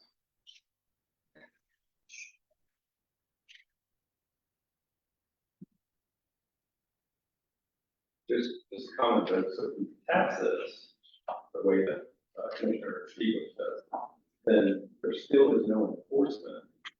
Or is there enforcement by the police immediately? Because if there aren't any food trucks that have applied and gone through the process, then no food trucks are currently going to be allowed, or itinerant merchants will be allowed until they've gone through the process. Is that correct? Is that what we're saying? So the amendments identify planning and inspections as the enforcement. Okay, so So that means Brad's going out. So then we have to wait for the next meeting for all those itinerant merchants to come up with it. Yeah, that's a fair point. Maybe, Let's staff everything. well, you could do that, or you could just make it effective with the next meeting and let the impacted merchants know they have to be here to request approval. Maybe the day after. But you're right, I mean, if it's effective today, I mean, no one has the grandfather status. And so if a person is using food trucks, and let's say they already have a schedule of food truck sales coming in today, they said, you are going to come this week, you're coming this week, you're coming that week. If they could bring a list of those all in the meetings, so that can be done at once, would that be something that's very reasonable? I think we could probably do that. And Okay, so to become effective after the next meeting, that does make sense to understand how people. yeah, if the motion would be amended to include effective, August 11th, the next meeting I have, is that correct?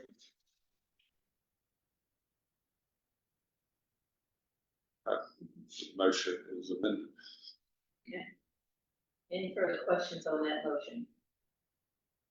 Call for the question. All in favor, say aye. All opposed, say nay. Your silence is a yay, by the way. Trust me, I know what it is. Okay. The motion passes. All right, we will update the amended section and send that back out as agreed tonight. Right now, we're going to move on to the excitement of sewer allocation request at 302 Highlands Drive. These have stand up.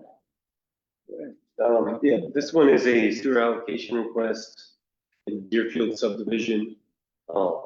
It is a.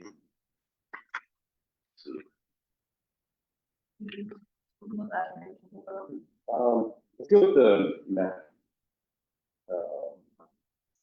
Got the application there as well. It just has the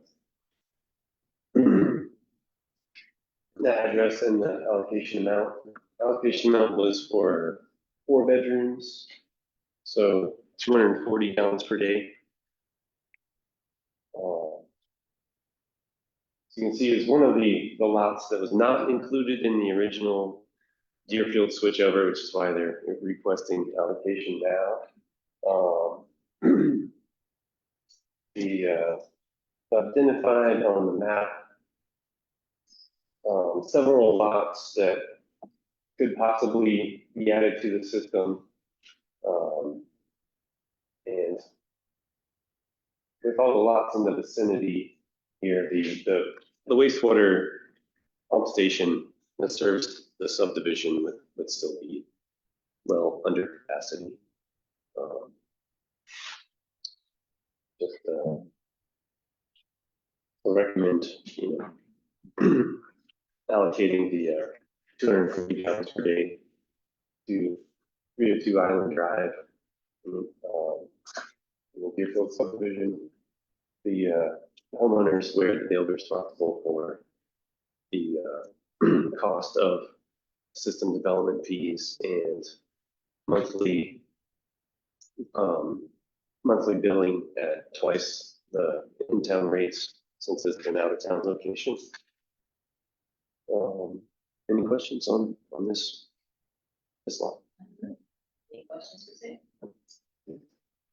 The question I have is, you may have said it already, but I probably missed it, I apologize. If all these lots were built out, Yes. everything, requested before, whatever, what would be the total demand? Total demand, I guess it would depend on the, Don't give me that, number of bedrooms, I know, but, what's your best estimate of the total demand of this out of service area, paying twice the fees, et cetera? What's the total demand if everybody got on this flag? Which they're eventually gonna do. anything in the immediate subdivision here, which this isn't the whole subdivision, this is just the immediate vicinity of our sewer pipe. But others could ask too. Others could ask too. Okay, so what's the ultimate demand if everybody in that subdivision wants to go on sewer? That, I don't know. Well, they actually look it up because that's what's coming to us over time. But I can certainly get back to you with, And I'm not saying I'm in favor of it, I just want to know that number. Please. And the issue of this though was that because of failed sewer, septic system. Correct. Then the request was for the town to take on the. Correct. Service. This is a new bill. So this is. It's still gonna require sewer. Right. But I agree, it is different. in that I just want to know the size of the board. Eventually, you're all gonna have coming at you. Right. Just want to know it. I have, I think in the, And by that, I'm not in any way implying that I'm in favor of it or that it's approved. I just want to know the size of the demand. I think it's in the cover sheet, may have the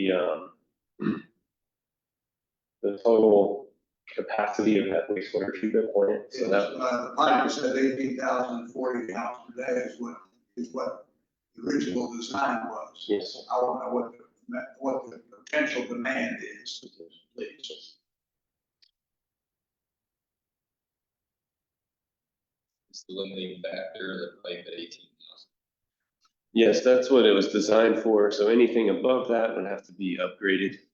But that's what the limit currently sits at. So what I would do is to take all the current available lots, potentially utilize and maximize a 3-bedroom platform to get your EPA calculation, then run that to determine if the 18,000 gallon line would need to be upsized or sufficient. So if you don't mind, look at that. Sure. Does that sound reasonable? Yeah. Utilities on it too. And we as a board have to figure out if we can and all want to accept that. So flags. So would you like that data before you make a decision? I don't know. Trying Trying to to get ahead. Any further questions for Sam? Seeing that there is none, what is the motion? Pleasure of the board when it comes to approving the allocation request of 302 item 12. 200. I'd like to make a motion that we table it until we get that report. And a motion on the floor, any questions? All in favor, say aye. Aye. And all ayes, no opposed, okay?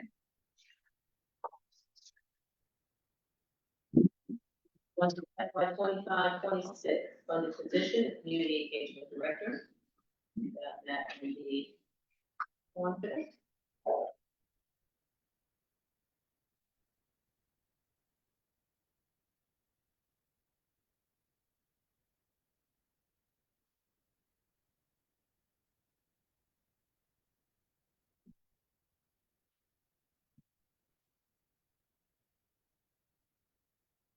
One and 10, or more.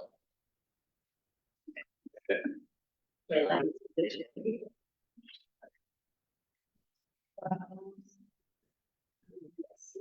So this is the information that was emailed out earlier today. This is the conversation we've been working on. The board in your retreat process and up through the budget process indicated that you would like us to bring on a new position that would help split basically the office that Rachel Johnson is holding today, which is public information / parks and recreation / events / deputy clerk / back up to the meeting. And so you see that today with her being out, we have the backup to the backup to the backup. So in Rachel's absence, we'll say that she's been doing a fine job of holding all this together. The words and terms that were used during the retreat process up to the budget process was something along the lines of a parks and events coordinator. The assistant town manager and I have worked through this. We've talked to Rachel. We've met about it internally. We believe Elizabeth and I would like to bring forward a concept and label this new position as community engagement director. And we have created a job description. We've created a draft job ad, which you have in front of you. And these are the individual conversations when meeting with commissioners we've worked through. The key responsibilities is this role, if we heard you correctly, would be to serve as a liaison to Parks and Rec Advisory Committee, potentially also serve as the liaison to Beaufort Business Association, potentially coordinate all community events and utilize citizen engagement. We hope that this position, if identified as this and was hired as such, would also strengthen downtown business and local stakeholder communication connection. They would help us internally and externally support the PIO communications and strategy to these processes and special events, collaborate with all town departments, and then provide support for these special events, which was going to require evening and weekend work. And so it would free up the current public information officer to spend 100% of her time on communications and outreach, both to the community and internally to the board. What we would ask this person to have is hopefully at least a bachelor's degree. There may be candidates that have a master's degree, would be desired but not required. We'd also like to find out if this person either has a past board capacity to serve as a deputy clerk to back up all the roles and responsibilities that are currently being held at this table. Strong communication, public engagement, organizational skills would be the key. That's what we heard the board talk about. Is there anything that we may have missed? Anything else that you would like to see us search for in this next person that would help augment our team and enhance our abilities to be effective? Knowing that we have a potential new contract with F3, there'd be a lot of chance to build with the downtown. And thinking through your long range strategies, this is the person, if you chose to move forward with North Carolina Main Street program, you would be tooling and gearing up that type of personality, skill set, tradesperson to step in and fill that gap. So that's what we heard. We have drafted it as such. The potential hiring range would be in that 60 to 75,000. If we wanted to add a few more nuances or duties, you may want to consider upping that number to be competitive in the market. But that's where we are today. We just wanted to bring this conversation forward as we know that this is a driving need of the board and look for seek your input. Thank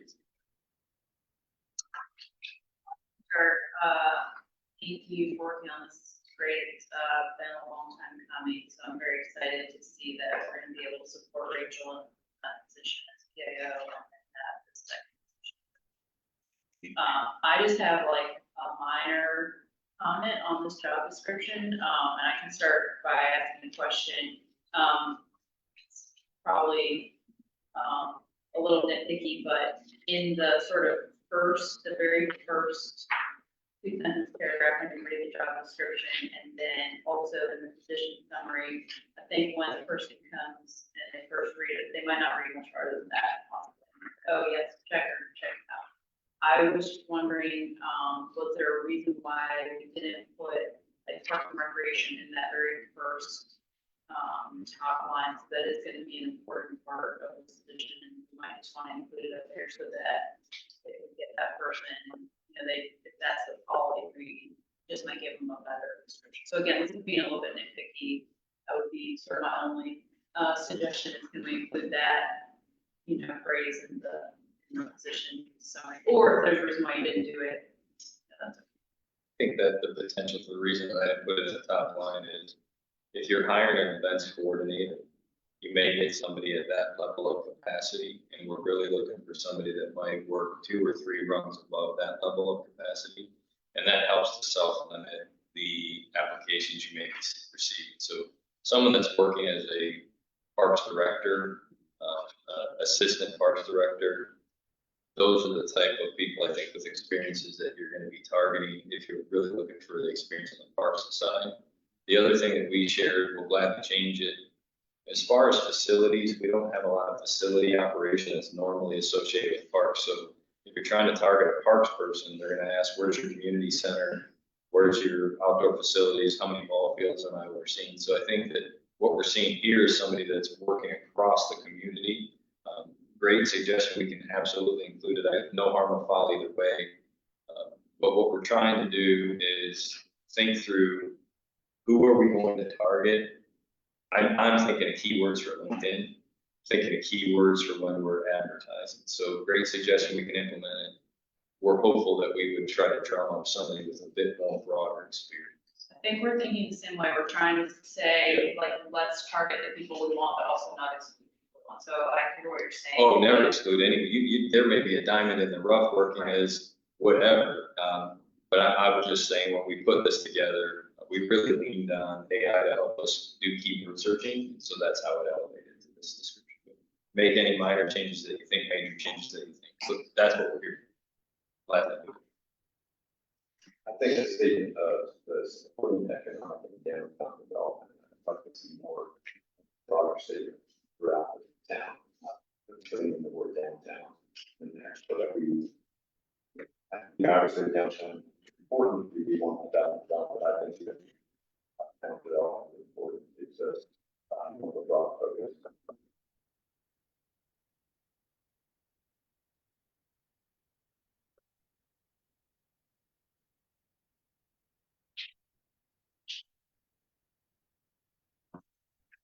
Anything else from anybody?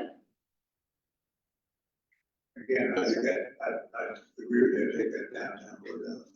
We took it out of the ADA.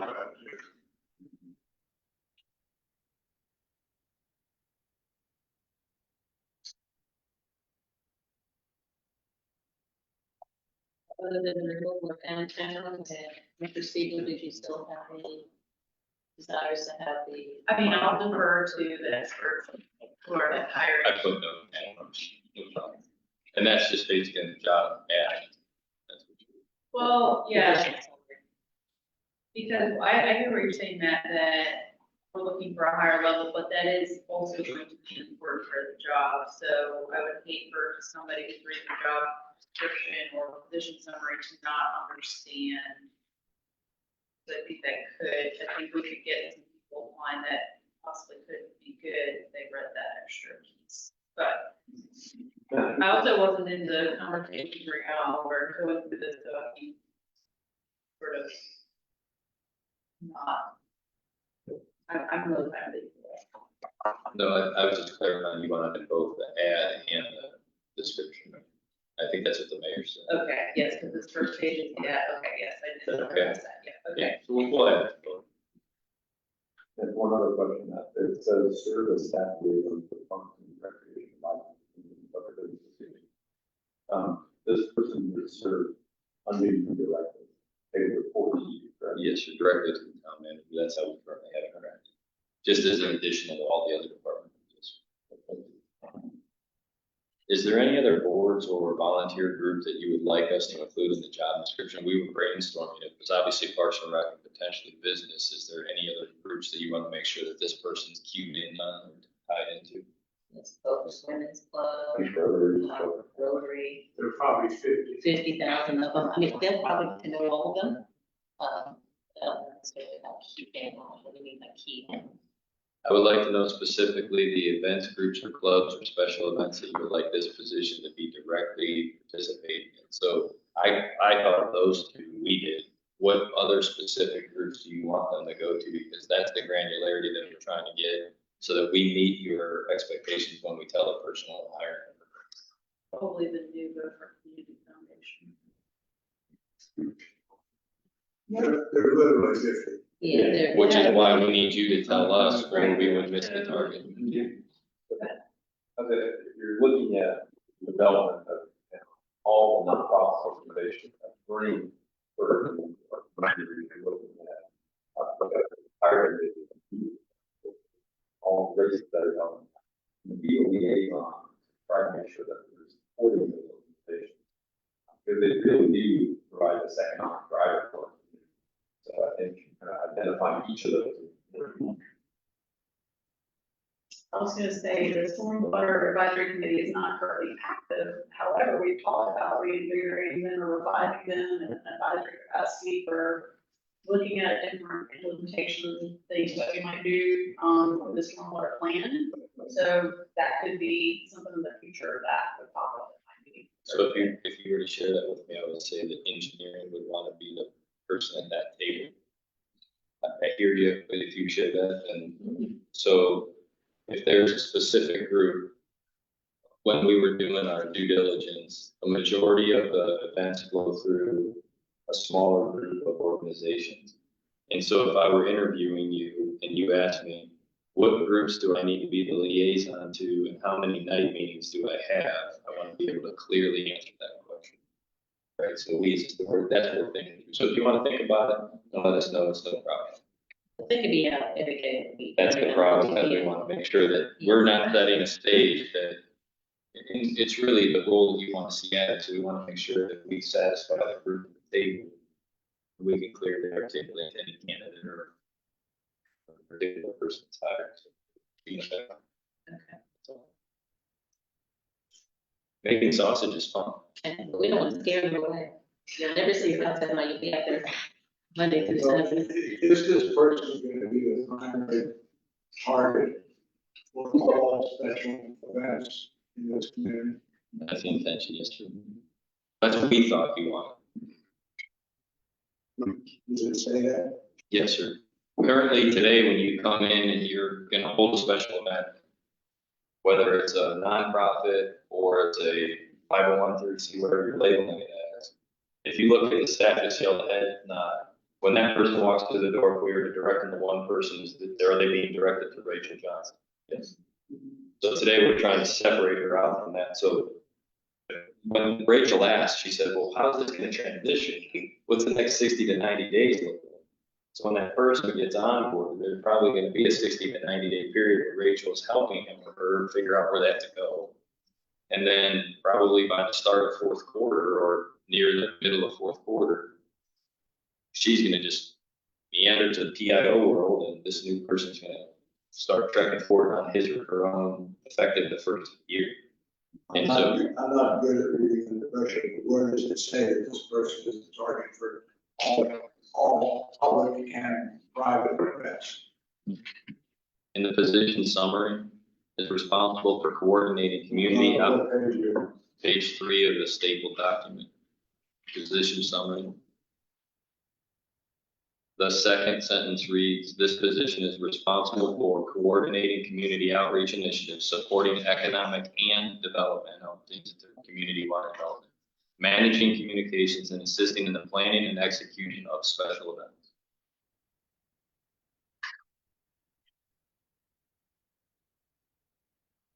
I don't see that adequately describes the fact that this person is going to be the recipient of all events. I think it's a little more clearer than that. That way you don't have to worry about receiving 50.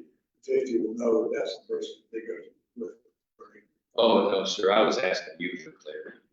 I clearly think that I can articulate that to the end candidate, but if there was more groups than you thought other than Parks and Recreation and you thought other than Business Association, I was just asking for what those might be. I think it's something like that, under that key responsibility. That's mixed with the nonprofit. But basically, mainly nonprofit groups that are putting on the event. So go under essential duties, bullet point 2, serve the staff liaison, Parks and Recreation Advisory Committee, Business, Beaufort Business Association, as well as other stakeholder groups. I was just asking what other stakeholder groups you wanted. And I'm not trying to be problematic, I promise you that. I just want to make sure that we set him or her off on a course, and I hear you, we'll make any other adaptations, but there's probably 20 plus events at least. more than that. I mean, Boys and Girls Club. I mean, it's just, can we just give you a list of things? that we Line don't know two, they need to- Fourth of July parades. All right. It just goes on. And road race, yeah.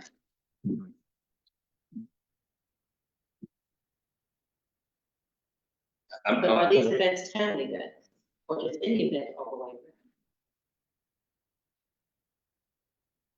I would politely defer that back to you, how you want. Do we, are you asking just for the job description, because that's also like what you develop once the person starts? Or do you We want? jump in, and person, but you're thinking the same. It would be nice to know upfront how many night meetings we're talking about, how much we can work, you know, it's one thing to say liaison, like, are we expecting this particular person to attend monthly meetings with these groups? How involved, I guess, is the question, do we want the person? So I'm a little bit confused because the person recommended say that's a town-led committee, correct, but the business position is not town-led. So those are two different types. I think we're going to cover the possibility of us going in the direction of Main Street, Main Street too, and that's why they're there, right? We're just not going to lean for exactly as on the beginning. I recommend this person, we need to attend the meeting with those organizations, but support those organizations. There may be occasions where we want to attend, or regular weekend, or the PBA, or around those to make sure things are moving in the right direction, and safe, and so forth. But I think the majority of the events, whether it be youth festival, or whether it be support for that, or whether it support the races in town. I think that the only thing site for those certain events, maybe the community may be better, in the downtown or Waterford. But I think where this is support to make sure that all the I's are dotted and T's are crossed, so that people work in all the logistics and so forth, and then the town feels comfortable that and is helpful to these organizations and facilitate their events. So that's how I don't foresee ton of time on weekend and nights, maybe meeting with the public to do this for the normal day hours of that. Now, we're just talking about this individual, at least going to some of these places and introducing themselves to these organizations, that if you do plan an event, I am now the key person, but they don't have to attend their monthly meetings. I don't even think they would really want them there necessarily. Just have a good working relationship. Just a good working relationship, and we can supply you with that, this train rolling, if you want to do that. But if we wanted to get back to the matter at hand, we know to clean it up. I'm comfortable moving forward, I'm just, this is a clear definitive path, just seeking information. So that's some suggestions, you wrote those down, any further before we start?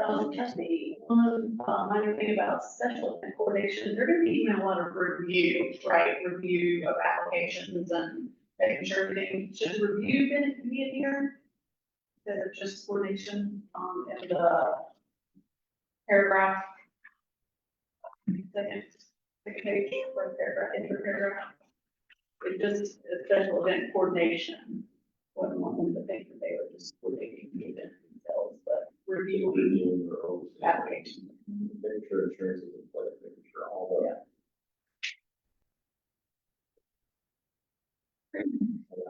Otherwise, I think it will be, thank you.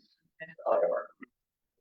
I'd be glad to contribute to the organization, this kind of during that, like, since I was spoken to me. All right, any further edits to this job qualification? Seeing that there is none, it is a pleasure of the board when it comes down to approve a request to proceed with advertising and hiring for a community engagement director. Make a motion to approve, and to request to the advertising and hiring. Correct position. We've got a motion on the floor, further question, all in favor, say aye. Aye. we're gonna move on to municipal leasing option for the FY 25-26 vehicle acquisition. Thank you, Mayor. We have an opportunity to consider a lease option for two F-150 pickup trucks, one for public works and one for the utilities division. I was just seeing, engaging the conversation with the board, if you would like us to pursue that. It's a cost savings in the immediate budget, and if you look at the equipment numbers over the life cycle of the vehicle, there's potential dramatic cost savings over the course of that 3 to 4 year period. Staff has been through exhaustive presentations with the enterprise leasing company, and I think the term leasing is a misnomer. It's really capital financing, and if you'd like to, if you will, allow the term dip our toe in the water of the leasing, we're only saying to test two vehicles to see if it works out as planned, if the staff enjoys the relationship. But what it would do is if we chose to move forward with enterprise on those two vehicles, there would be a potential savings of approximately $30,000 on the public works budget and approximately $40,000 in the utility side. And then you would pay for that lease over time for 3 to 4 year window. If those vehicles are then resold back to enterprise, any dividend cost share that comes back is reserved for the town. And having managed this process in the past, the example I can give you is we had leased Yukons for the police chief, the community resource officer, and the fire chief. We ran those vehicles for 36 months, and the check that we got back exceeded 100% of the money we spent with enterprise. We actually made money on those three. We had ran Jeeps that were very similar in that process. The cost to run the Jeeps were less on the lease than it was to own. And then we ran F-150s and Chevrolet 1500s, and both of those provided revenue positive. So we can't predict what the future is. We can only tell you today that because we can purchase these vehicles on a state bid lower than advertised retail price, it makes sense to amortize that way enterprise. And I'll tell you that the finance director has sat through those presentations, each of our department heads. It may not make sense today for police vehicles, but it may make sense for the utilities and public works. And we thought that those were the two that made the most financial sense. And if you'd like us to pursue it, we can test the waters for these. We're already budgeted to purchase them. We're gladly willing to purchase them. It's just whatever. There's a potential cost savings. I'd like to explore the option of the cost savings. I remember when we interviewed you, I was really excited because you gave me the people of what you did with each people to have. And we'll rely on some of the benefits that taxpayers were able to enjoy those small things. So I'm finding absolutely fine with the thing for investigating first step for these two things. Questions? I was supporting the same thing. All the numbers, and I'd like to see a copy of it. I'd like to see the 36-month plan. What's included, what's not included, insurance, maintenance, everything. I'll gladly do that, but I can give you a briefing too right now for the whole board. Just send me a copy. But I would like to give the whole board that same information. Just send it to them all. Okay.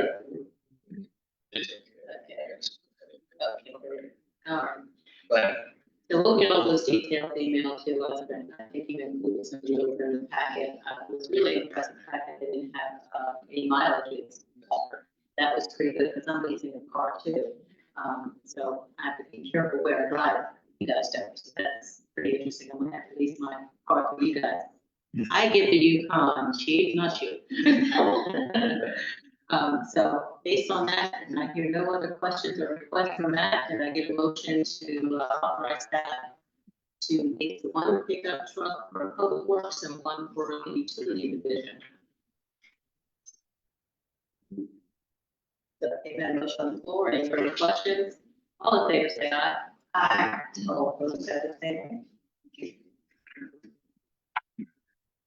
Now we're going to move on to 1775 on Oak Street, conceptual plan.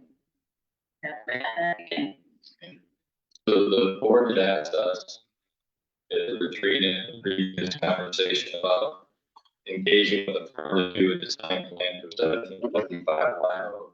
And I want to thank Sam. He was doing some deep dives for some other projects, and we had already received this site plan in Gregory, and the rivers and some of those things. That's correct.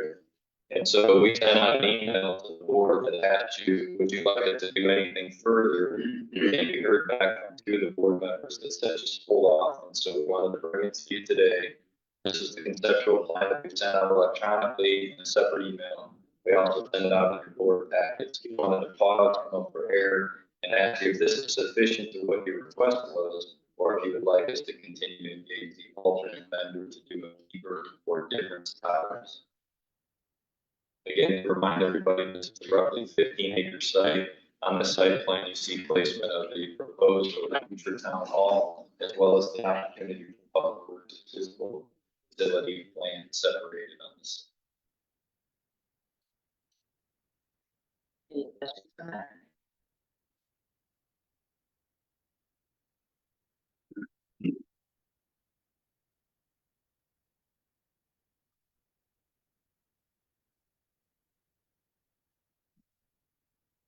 I would ask, how much thought was,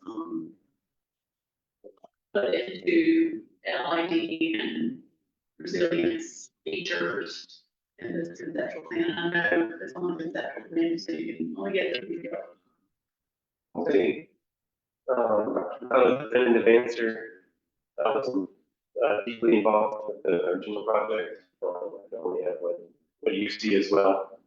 I'll say about a standard amount that engineering firm would give. Meaning they went with pretty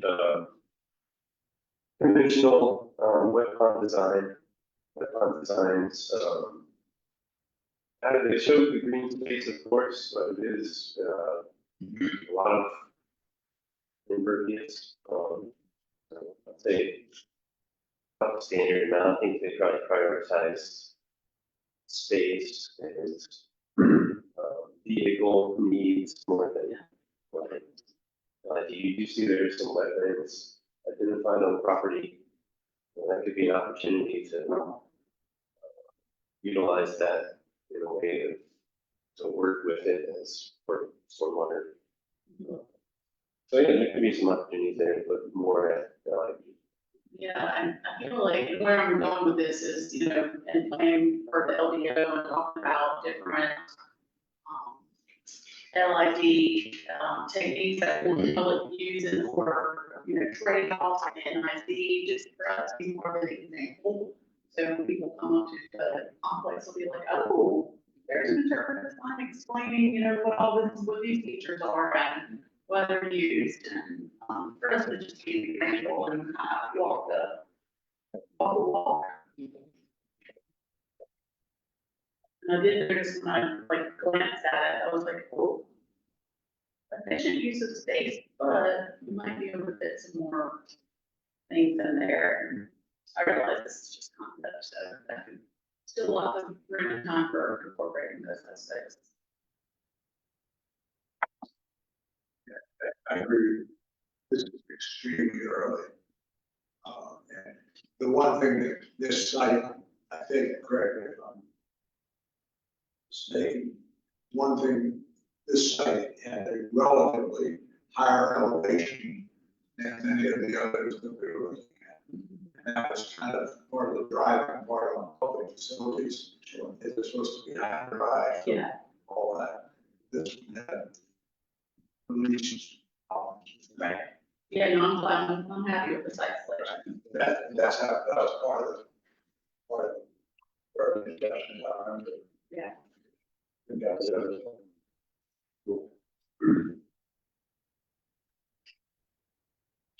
I guess some of the feedback that you're getting is to see if we could, as commissioners, be looking at to just maybe look at it a little bit or maybe just opportunities to. Or litigation or.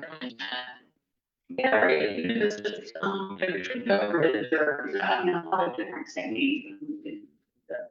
I'll just add that when the original idea was put out there to engage the architecture firm for the sketches, there was going to be two alternatives. We LGC owns, we still only have one alternative, which is town hall, public works, and the see in the back is actually also a water treatment plant. That's one option. We are also gonna look at just town hall and public works. As a potential. So I think there's some architecture there, but else. This is the only one I found, in this study that showed the potential layout. There was, So, like, that's why we're having this conversation. At the retreat in February, you instructed staff to move forward with architectural rendering. We engaged the PO to move forward with Oakley. And Sam found this, raised his hand and said, we have this drawing, is this satiating the board's request? Or should we move forward with Oakley? And we sent that note out. That's why we're here today, is do you want to go deeper? And if so, we would spend more funds with Oakley, or did you know if this had satiated the request of where the board was currently? Do you want to spend more money, move forward with Oakley, I think is the question. We got a site plan done. You know, safety, yes.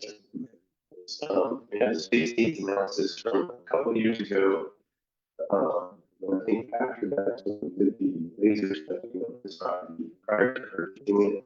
Where all this from, shooting all that, and then the subsequent study that we went out for after the tree, the being fire is already approved. I just put it on hold temporarily. So the funds are already approved.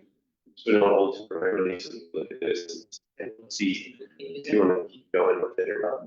My recollection at our retreat was that we wanted to look into just at least understand the layout of this property and where the road may come in and so forth. Because public works usually going to go ahead and farm mulching and disposal. And we wanted to know where that would be so that we wouldn't be creating a road and have to recreate a road in other locations. So my expectations was just a basic understanding of the layout. But I think, you know, spending more money moving forward towards engineering, design, but I think it's really premature. I don't think we need to do more than just this at this time. anything else? So I guess you would say that this is fine to deal with. I don't think you would be looking further than hopefully do any further technical signs or anything else. I would maybe use, you know, for doing much anything, they're looking at this before. Yeah, I'm not sure we're ready to invest a significant amount, or don't think that'll be worth investing a significant amount now. I think it's good to acknowledge, we have here to acknowledge some areas for improvement or further development on consideration, but I don't see that we need to spend anything more. So this would just provide that feedback as a motion needed, at least over here. That promotion, if you want to kill the PO, that's a motion, hopefully. And if you want to proceed, we'll proceed back here. Obviously. Is that correct?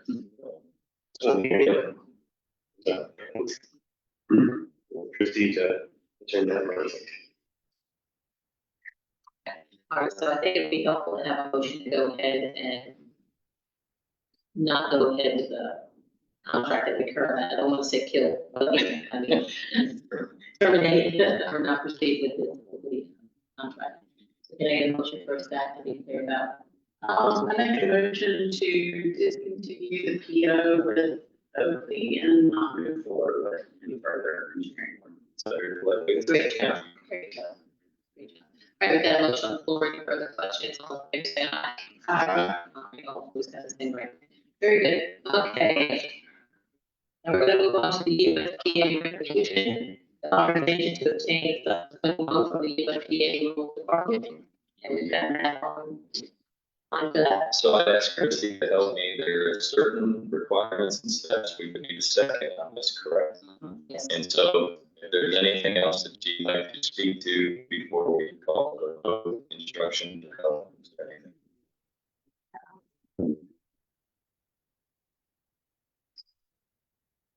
We've kind of been through this before. If you had any further questions, it's time to ask those. I want to provide you with that opportunity. And I understand this is in the amount of what, man, This isn't the actual fund agenda. This is not the number that is basically given that the authority to execute these documents that need to be submitted to get all that information together to bring it back. Your best estimate for 6.5. At this point in time, it is currently $6.5 million based on finance and engineering's most recent recalculation of all interests. And that's assuming that we roll 100% of the interim money into a new rollover. There's a potential savings if we could end the current interim financing and start new. So the current high side estimate is 6.5, I think is what I would say. I'm asking. Yeah, but higher rate is what, man, 4.25, but that rate can't be guaranteed just yet, so we're not sure that we can pull that rate and vote on the line this time. And I think the reason I ask is because we're watching this by the day and anything changed today. no, Unless there's any further questions, ready to entertain a motion to adopt the attached resolution authorizing. I made that motion. Thank you, the town manager, to execute all necessary documentations related to the USDA. I'll second. Okay, is that a second?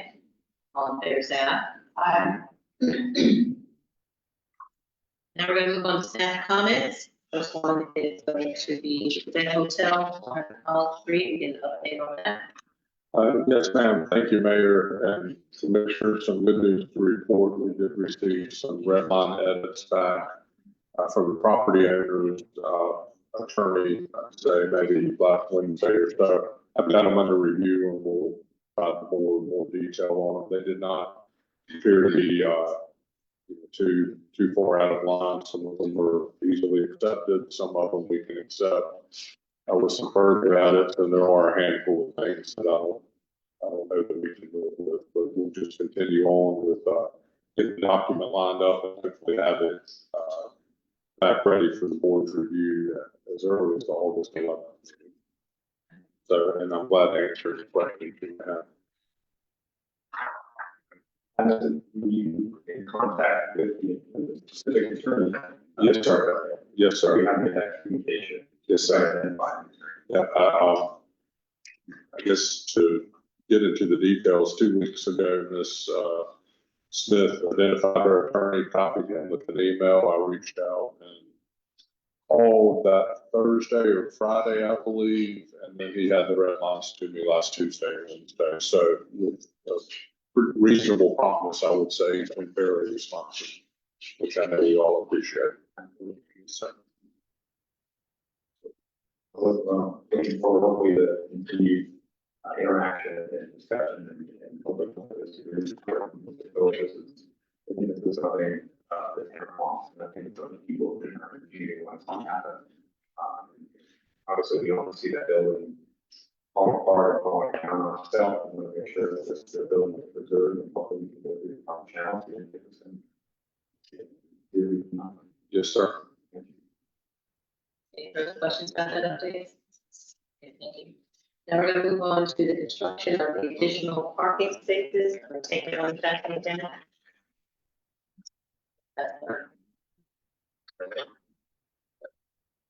All right, so there's gonna be 2 pages coming.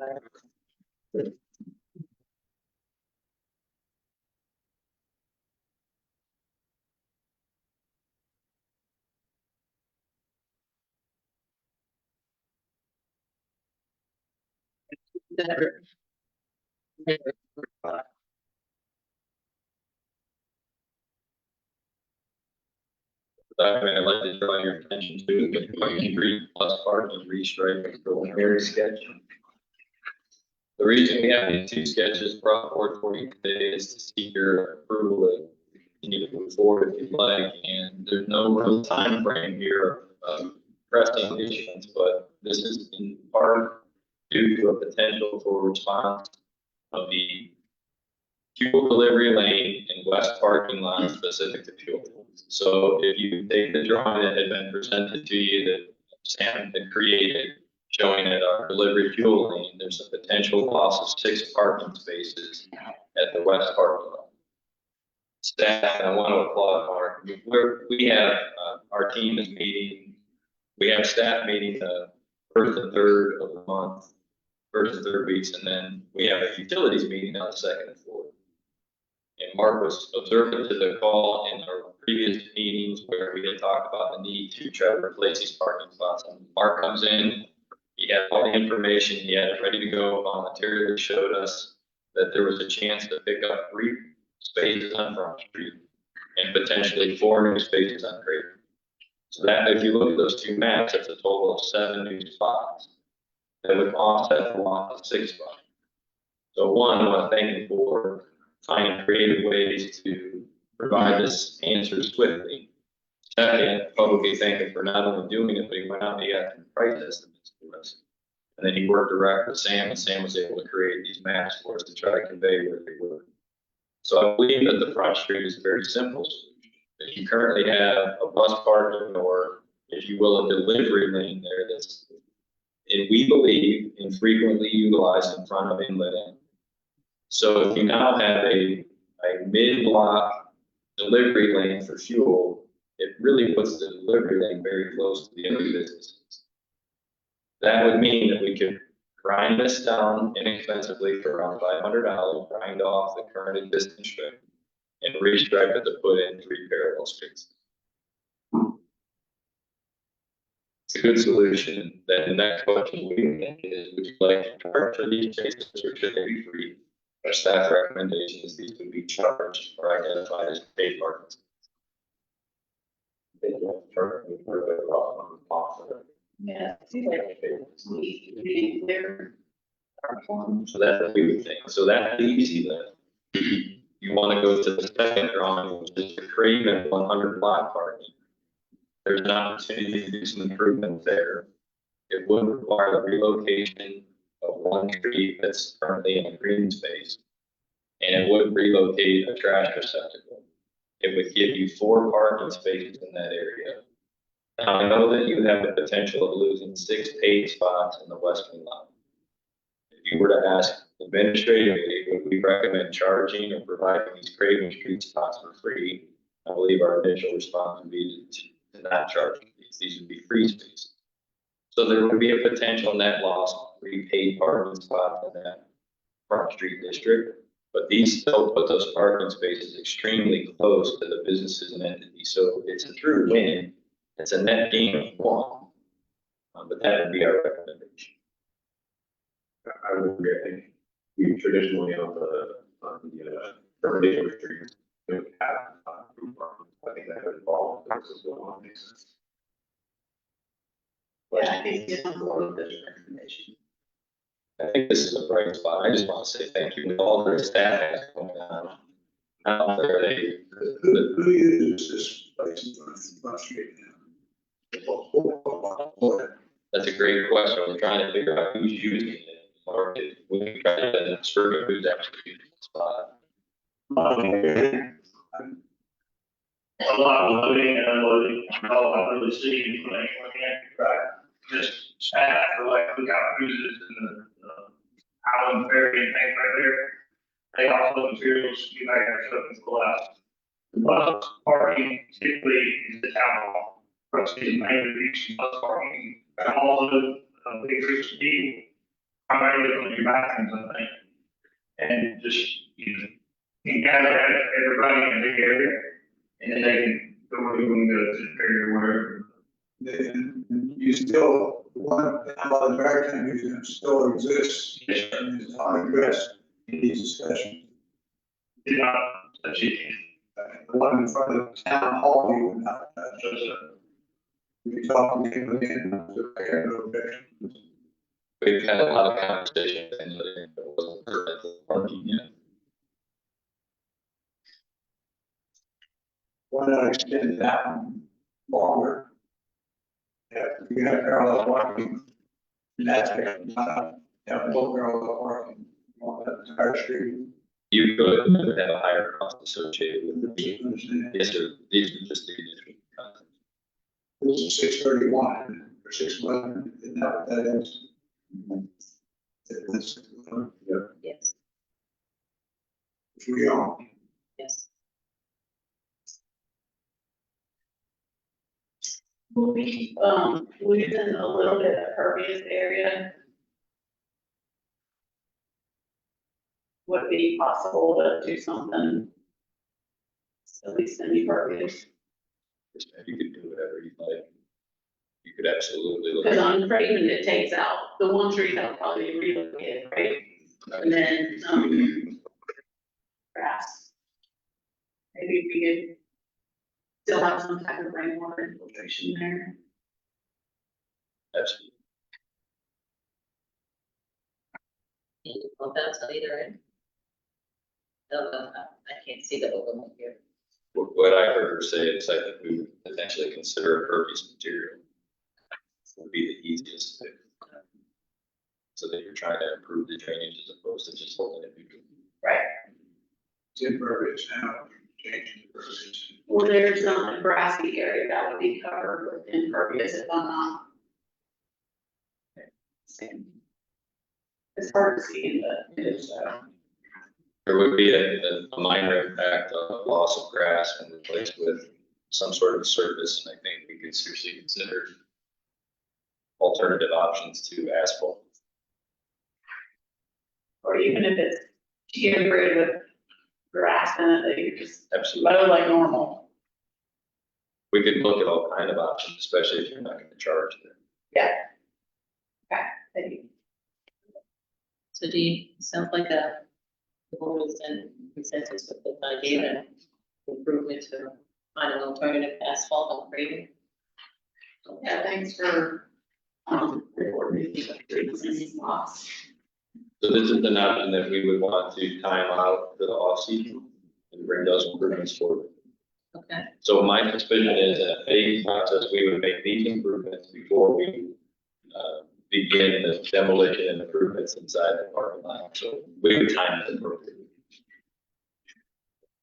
I'd like to have, at least look at that. More birds. oh, French. I know you said. We're tracking with you. Consider a long area, using pervious materials. Yeah. And that's all Front Street. Absolutely. We can potentially get this. We'll glad to look at that.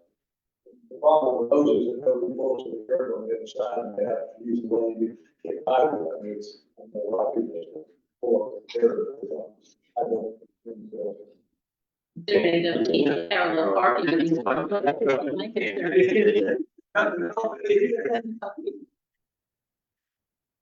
Front Street, off of Front Street, it's a little wider too, so you can possibly add a little bit of a buffer.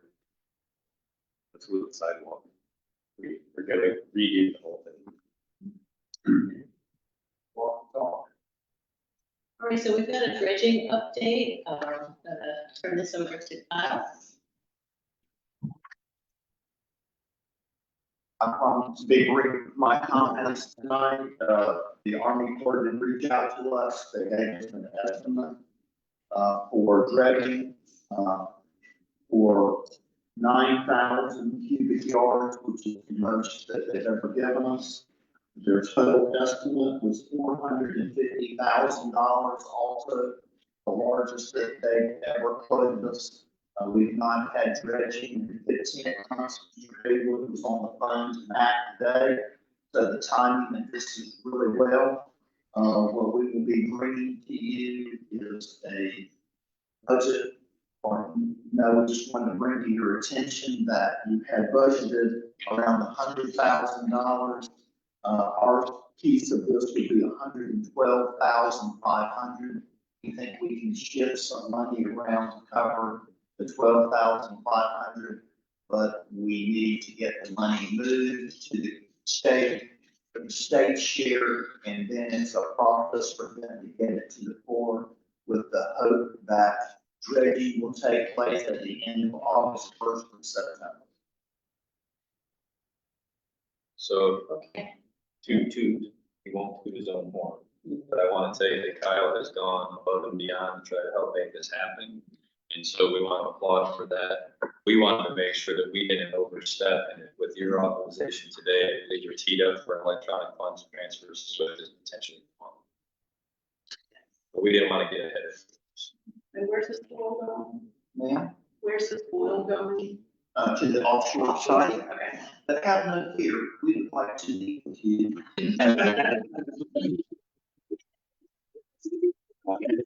But just to give the board an idea on the money that has been spent, the town hasn't spent more than $35,000 in dredging since the year 2022. Right. So we were able to secure funding for that. So that's but you've been putting money aside, but so yeah, I guess now it's time to really get in there and do some work. It's at 9 feet right now, and that was taken this month in December, 9, 10, 8 feet, and in December it was 12 and 13, January, when we gave you at the retreat, the January map showed 12 and 13, so it's filling in a foot each month. And we were collecting $60,000 a year. Yes, sir. And you need us to make a motion to authorize moving this money. Just to allow us to expend $112,500. Okay. For dredging. Motion. I'll make a motion that we spend $112,500 for the dredging of bulkhead channel. Okay, sounds good. Any further questions? All in favor, say aye. Aye. Now, we also have an update. Chief Burdette going to talk to us about Halloween.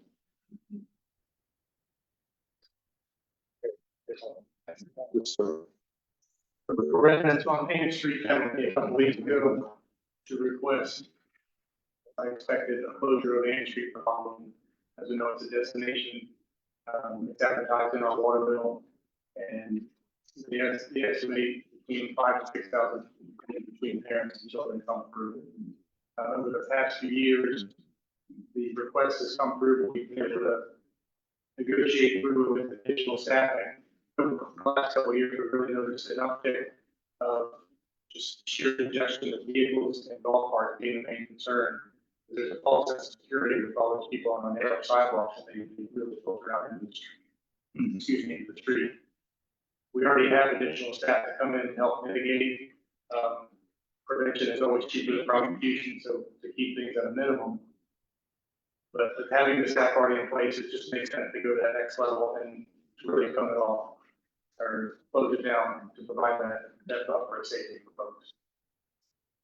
And this is just kind of a particular presentation will come to you in August for this to come up for discussion and your potential approval. Happy to answer any questions. This is the request of the residents. Yes, they've even gone so far to suggest that they would gather signatures and come back to my office. That's a little premature. I support their endeavor, and I met with both Matt and Elizabeth. That's what brought us to the point today. Would it just be the red section of Main Street or all of Main Street? Just the red section between the 500 and 800 block between Craven and Live Oak, and the blue section on your map, there would be softer barriers on the front street and Broad Street side just to alert vehicles that they can't pass all the way through. Just out of curiosity, because Craven is so narrow and one way, any, thoughts of just moving it up to terms so people don't try to come down that way and, you know, the turn tends to be that, but obviously the thoroughfare, I can see the jam ups kind of occurring on that section. We can absolutely do that, but based on the footprint that the crowd presents, it really lightens up down that way. And plus the manpower ask that this endeavor is gonna require. If we can narrow it down to being greater than liable, if that's manageable with the assets that we have. I think it's a great idea. It's such a busy site. There's so many children underground. That is the heart of trick or treating on the streets there. It's an amazing, amazing site to see. So I'd be forward. I think, you know, safety would be great for safety and public safety. But it also, I think, takes some of the burden off parents trying to keep the kids from running across the street. We might have or a bicycle, I mean, it's becoming. Very good. You know, the homeowners that are there, I applaud them for making this effort and for being so generous, in the community, with all the participants that walk the streets and, go through the community. So it's a great fun part of Overton. They have an experience.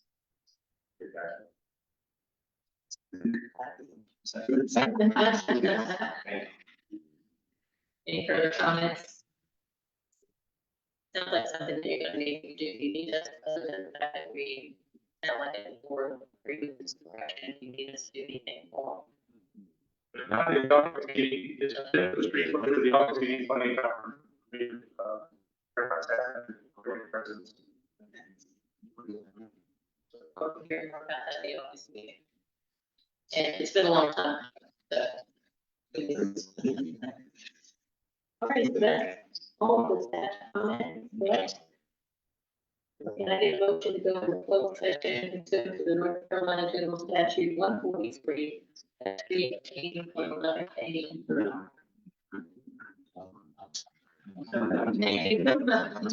You missed all that time. All right.